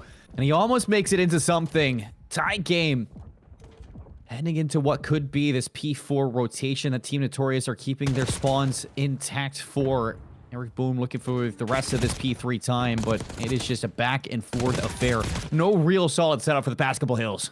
No, and Team Notorious as well, a little bit worried because they have 2 players spawn out. It's kind of unfortunately so, but that has them then pivoting, turning, swiveling, trying to figure out why their players are spawning on the opposite side of the map. Team Orchid weren't over here. They do finally get 1 player to cross, but everything will be found. Bance then, what can you do at Art? Your teammates need you to punch a hole in this defense, get your way in, but Raffi spawns all the way out? Yeah, what is that? It kind of works out for you, too, if you're Notorious. I mean, it's just I'd say unplanned flank. Yeah, on the play. I get what you're saying, yeah. It like boxes the whole team into like a kill zone, and Team Notorious just, well, this is happening. I mean, you're happy to just sit in this hill, but finally Orchid are gonna have a chance to break, and it doesn't work out. 3 down. Eric Boom finds 2, and Smith thinks he's gonna ring a couple of shots out, hops in, but immediately he dies. And Raffi finds a kill here at elbow. Does have a player above him in hookah. I don't know if he's read this, but, well, he'll be picked up by Mythics anyway. So, for Team Orchid, then, it's a case of cut your losses, try and draw a line in the sand, and don't let Team Notorious out of this part of the map. Problem is, F-Dot finds a route out of Art onto Bance. So, that now is going to allow these Team Notorious players to pour forward in numbers. Team Orchid, they're down by nearly 60. They need to find a couple of kills and start to spring together a bit of P1, P2. See, Afro is just so good at just smelling her out that's open. Ooh. And taking it, unfortunately, he overstays his welcome, and Henry is going to flank it out. Eric Boom up top for the trade, looking now for the hill. After alongside him, it's a 2-for-2 trade. Team Orchid hop the time, they find the kills, and with numbers now, this is a much-needed moment to see if you can start to shift things back into your favor. You need this to work out. At some point as well, they've got to consider that they do not have P2 side of the map. They got to start to find a way in through, whether that's just punching a route directly through the heart of this Team Notorious squad or trying to hit something on the flank, and that is what Bance is trying to do right now, actually, it looks like he's decided to go jump up. And honestly, I'd have preferred him to play poolside, potentially try and get in through the back, because right now you're spawning literally the far side of the map. So an opportunity for Team Notorious as they go over that 100-point marker to set up into a P2 and really extend away. It's a hill that Orchid can't afford to give up. 50-point lead. And there's the catch. Nobody in time, though, so a little disjointed, our Team Notorious, and having to wrap back and give up some of that space. Team Orchid happy to take it. Afro, though, good reads as he catches Henry in through gold. A couple of more kills for Team Notorious, and that is just keeping an arm's length away from these Team Orchid players and growing their lead exponentially on the map. Still 30 seconds. And there hasn't even been a dent towards this hill. Finally, Henry makes the play with alongside Mythics. It's 3 down. Afro from the outside in. Afro's job here is to stay alive for as long as possible. Let his teammates hit in from dirt. They're trying to surround this point, and that's exactly what they do. They find 2 kills. Unfortunately, also a team kill. But yeah, F-Dot there. Afro does wonderful work. Stays alive for so long. Doesn't let Orchid set themselves up defensively. And that allows F-Dot to play in through gold and set up that pinch. Beautiful stuff yet again. Feel like we're saying Afro's name so many times, and he is 18-9 as we start to look towards P3. So. I even think even to our last series with Katana and how many times we mentioned just Cobra being that lone player that was able to play his life, find a kill, maybe tag up a second one. If he finds the kill, great. If he doesn't, then the rest of his team is there to trade it. And it denies so much time out of your opponents. Like Team Orchid haven't been able to get a full setup, and I don't even know how long they've just been reeling from site to site and just trying to get whatever scraps they can get. But scraps aren't going to be what wins you games. No, I mean, you're right about the fact that Orchid don't get to full setup. I think Afro doing a wonderful job of understanding the context around his fights. We'll come back to it because there's a couple of things still to settle here. Afro in control of our... And in moments like that, backs up, makes himself harder to find. Yes, he is killed because of the overwhelming numbers, but trying to hold on to that art POI. The Orchid, though, will be rotated. Big gunfight. Okay, so an opportunity then for Orchid to finally draw a defensive line and a setup that could drag them back into this game. Yeah, this could be game-changing. This could be exactly what the doctor ordered. Henry up top. He is shooting right now at the aims. 3 in a row.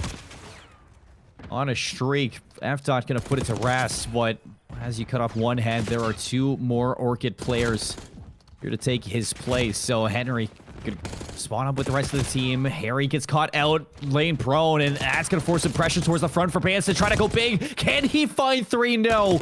It's Henry alone. Harry trying to get there. He does, but Team Notorious now with the spawns. Orchid doing enough to at least close this lead. Yeah, they have closed the gap. The problem is so many players die, and this is perfect from Notorious. Push out immediately. Don't let Orchid start to draw a line in the sand and bully you into that backside of the map. And the fact that Afro slipped out so quickly is likely to be missed by Orchid players. So, do you find Afro? You will eventually. You also find one on the flank as well. So, despite all that great rotation out, Orchid are going to win the gunfights and bully Notorious back to whence they came.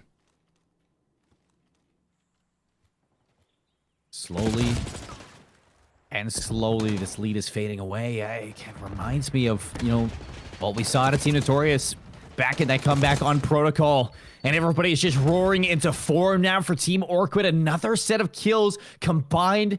8 spree out of Bans, Mythics, and Henry.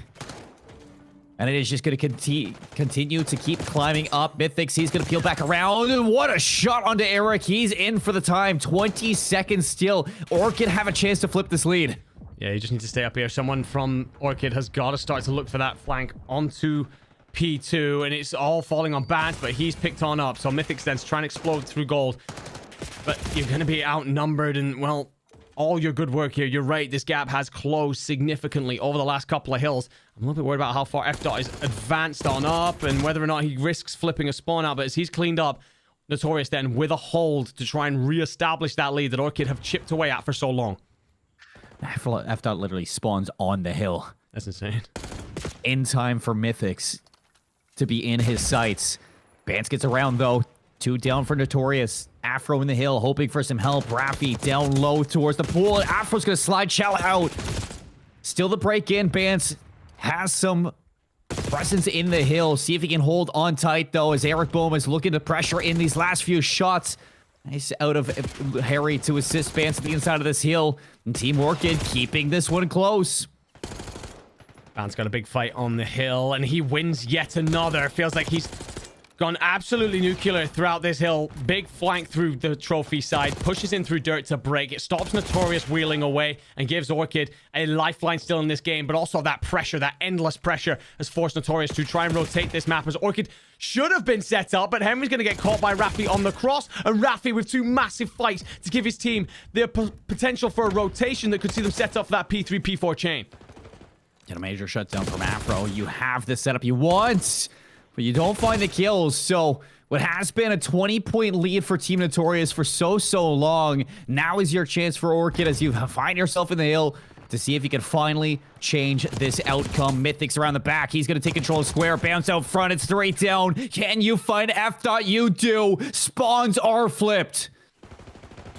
It's one of those moments where Orchid just have to temper themselves for a moment. You've had a great passage of play. Mythics will find one. I don't think you've read the mid-map pressure, however. Big two-piece. Oh my lord, nearly spins for 3. Does eventually get cleaned up, but Afro won't be able to start to push forward because he's so weak off the back of that fight. So Orchid then, after trailing for so long in this, they've chipped away. They're set up for P4. Notorious must find a way to break, and it looks like Eric Boom's trying to make it happen through art. Last time you were here, it was a 40-20 split for Team Orchid. Now for you to hold on tight. See if you can put this one away in this P4 setup in towards Art. Harry on the hunt. He finds one. A stun check towards Eric Boom, but he's around the back. And his teammates are finding the kills. He can strike Mythics right in the back for this kill. And the break alongside it, you are in. You can't win it there, though. If you're Notorious, and Orchid should be able to do the math and recognize that you don't want to overinvest here. What you don't want to have is these last 15 seconds, you full send, you lose 3 or 4 bodies, and you end up in a situation where Notorious can roll out freely. You gotta hem them in. Orchid, you're seeing those bodies fall. That's 3. That's all 4. And it's moments like this, Notorious can just spring out now. And that's exactly what Afro is trying to do. And look at the movement from F. From Raffi, starting to try and wrap this P1, set themselves up to approach it. Pressure's on for Orchid now. Can they hold on? Raffi working around the back. They're going to find a few kills. Afro a third. It's all down to Mythics inside this one. Raffi takes him down. 8 seconds. Eric Boom shutting the door and looking to put it away. Couple more seconds left, and Team Notorious, they get it done in 4. 250 to 227. They put it away against Orchid, and they keep going in the winner's bracket. It beggars belief to think that Team Orchid did so well to come back through that map. There's going to be so many talking points to this one. So many great plays coming out of individuals, so many big team hits. And in the end, it comes down to the fact that for some reason, P4, I don't think I could have called it and actually predicted it much better with a crystal ball. The problem for Team Orchid that you continue to hit over and over again when you just don't need to, when you can draw that line at statue and say, okay, push through us. Sorry, lion, not statue, but push through us. Find a way through us to get to this P1. We're going to let one guy soak and try and hold you here for a moment. And you end up, and we see it happen a lot, especially in challengers where players, they continue to send. You lose the 3 or 4 bodies, and then you just give that instant rotation out. However, handing flowers over to Team Notorious, they saw that opportunity, grabbed it by the scruff of the neck, and sent 2 players out through that pull side. And that gave them then, players coming in from multiple angles. They weren't bottleneck trying to hit P1, and it's one of those that activates on the backside. I think it's Raffi who goes really big there to break into that hill, give them P1 control, and see it out. My friend, where do we even start with that series? That map, let alone the whole series. Yeah. I mean, I think we could start with the series itself and just say that it is so unfortunate for Team Orchid on how the outcome looks. Looking back at the series, I mean, 3-1 every single map except for the Search and Destroy was close. Even the Control, I'd say, wasn't even close. That was Team Orchid's through and through. But you look at both of the hard points and what could have been. You were smoking them in the first hard point on Protocol. A little bit of connection issues for Bance. That causes a full reset, and you allow Notorious back into the series. As soon as you do, Notorious, they just take control. They never give up, and they are relentless when it comes down to these respawns, especially when it comes down to the hard points itself. Every single time we are looking at Afro, he's making a play. And Eric Boom was just on top of his game when it came to winning those important battles inside the hills. And not only that, that play towards the end out of F. Dot and Raffi, it's just the cherry on top of what is a proactive call from Team Notorious to look to put it away at that P1.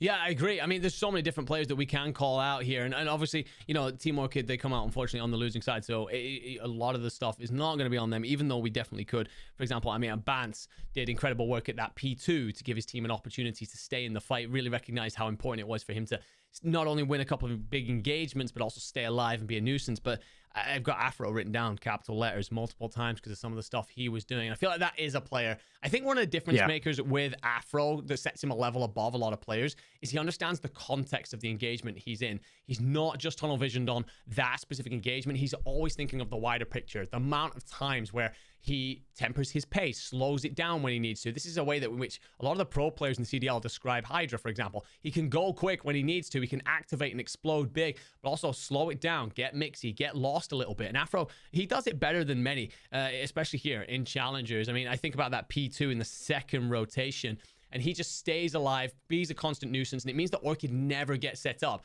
Orchid, if they get set up there, they clear out Afro nice and easily. He goes for a big chow, perhaps. You end up with Team Orchid potentially getting 40, 50 points. Instead, they end up getting like 20 to Team Notorious's 10. And it's moments like that that in taking a situation where, yes, if you're good, it's good, but if it's bad, it's not as bad as it could have been. And I think that in moments like that, you see where Afro and you know, not just him, of course, Eric Boom also has a big map 34 and 26, but Afro in particular feels like that's where he really comes alive and makes a difference. Yeah, of course. And realistically, I mean, this series could have gone like either way, whether it was a winner's bracket run for Team Orchid or Team Notorious just continuing what has been a solid set of elites for themselves. Another chance at a grand final now. I think that's one thing that we have to cover for this Team Notorious squad is they are back-to-back elite champions.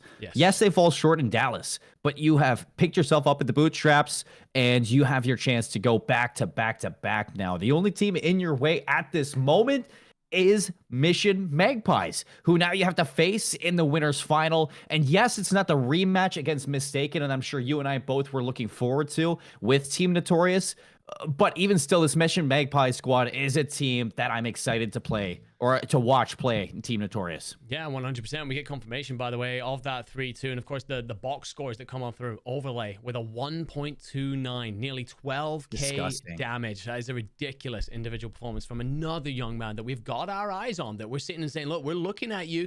Can you step up and deliver in an elite? Well, you put your team into a winners finals off the back of that is ridiculous. Look over the other side. Twisted Chunk, Julian, they will all top 10k damage, mostly pushing 11. Julian nearly 12k damage. So huge stuff. What I will say, Kez, 12.2k damage for just the 82 kills. Feels like one of those moments where we're potentially looking at a stat line there where he's setting up his teammates for success. So big performances from Mission Magpies to get him through. Kez is usually that guy who also is running the Jackal a lot of the times that have almost 13k damage when you are your flex player is absolutely insane from Kez himself. Hacienda Control, red card, hard point. Those are big maps for SMGs to go and put in that kind of damage. Jesus. So, I mean, you look towards Kez and you look at those stats and you assume that he's flexing over towards the aims most of the time. I mean, there's no way you're putting up stat lines like that just running around with a sub in your hand. Surely. But for him to, you know, have a 0.87 with almost 13k damage, nearly topping the whole lobby in that damage category. Kez is just a part of everything. He is a part of so many plays for his team, and that is impressive to say the least. Alongside that, I got nothing bad to say about Lampy and Overlay. They have just been on the forefront of making waves in this EU scene all year long, and I can't wait to see that winners final. Yeah, absolutely. I mean, that will, of course, be not tomorrow. That will be next week when we've got Elimination Round 2, Winners Final, Elimination Round 3 on the Wednesday before Thursday being the Elimination Final and Grand Finals. And, of course, similar script over in North America. Speaking of which, we will have, of course, North American games here on the watch party today. It's going to be Let me get this correct first because a couple of things moved around. So first game we've got confirmed. That's going to be Cabal against Team War. I will say confirmed, may change yet. We will wait to see. But that is going to be in about 25 minutes. That is going to be with Dandro. He's going to be jumping back in. But Seymour, I got to say, we don't get too many opportunities to do this. Not enough anyway. It's been an absolute pleasure to cast alongside you, my friend, yet again. Felt like we were also handed a beautiful series to get to work together a little bit there. But, I mean, we worked together a bit in Vanguard. We had a great time then. Yeah. And whenever I get the chance to do it with you, always puts a smile on my face, man. It's always a blast, my friend. I mean, personally, I was literally at the gym, and then I went to the grocery store. I didn't even have time to come home and like get ready for this whole thing. I feel like I'm a mess going into this game, but it was a vibe today for each series. Again, shout out to the winners of Notorious and Katana, who we did cast. Fantastic games to watch. Really excited to see the losers bracket run that you expect from Team Orchids. And I think that the future is bright for P7 Esports, albeit not a very strong end to your elite run. Can't wait for the winners final next week, and I can't wait for some of these matches on North America too. I mean, you guys got some treats going on this side.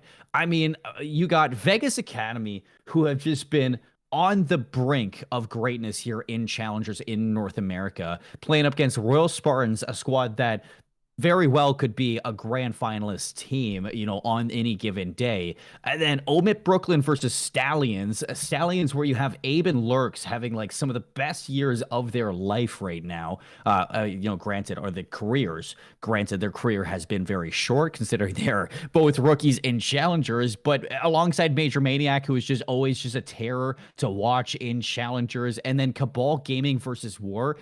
People have to remember that Cabal Gaming team knocked out Team Notorious from the winners bracket in Dallas, and Team War made it all the way to the losers finals in Dallas. So that is going to be a crazy game to watch as well in the winners bracket later on today for North America. Lots going on for Challengers.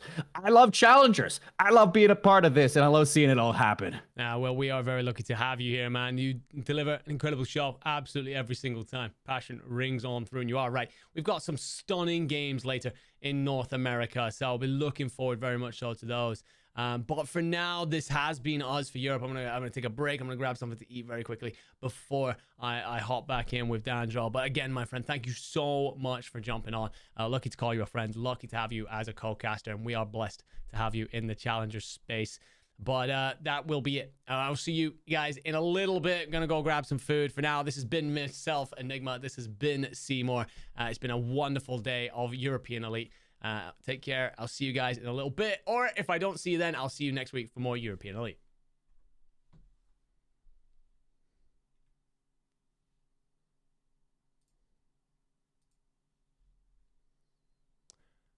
All right.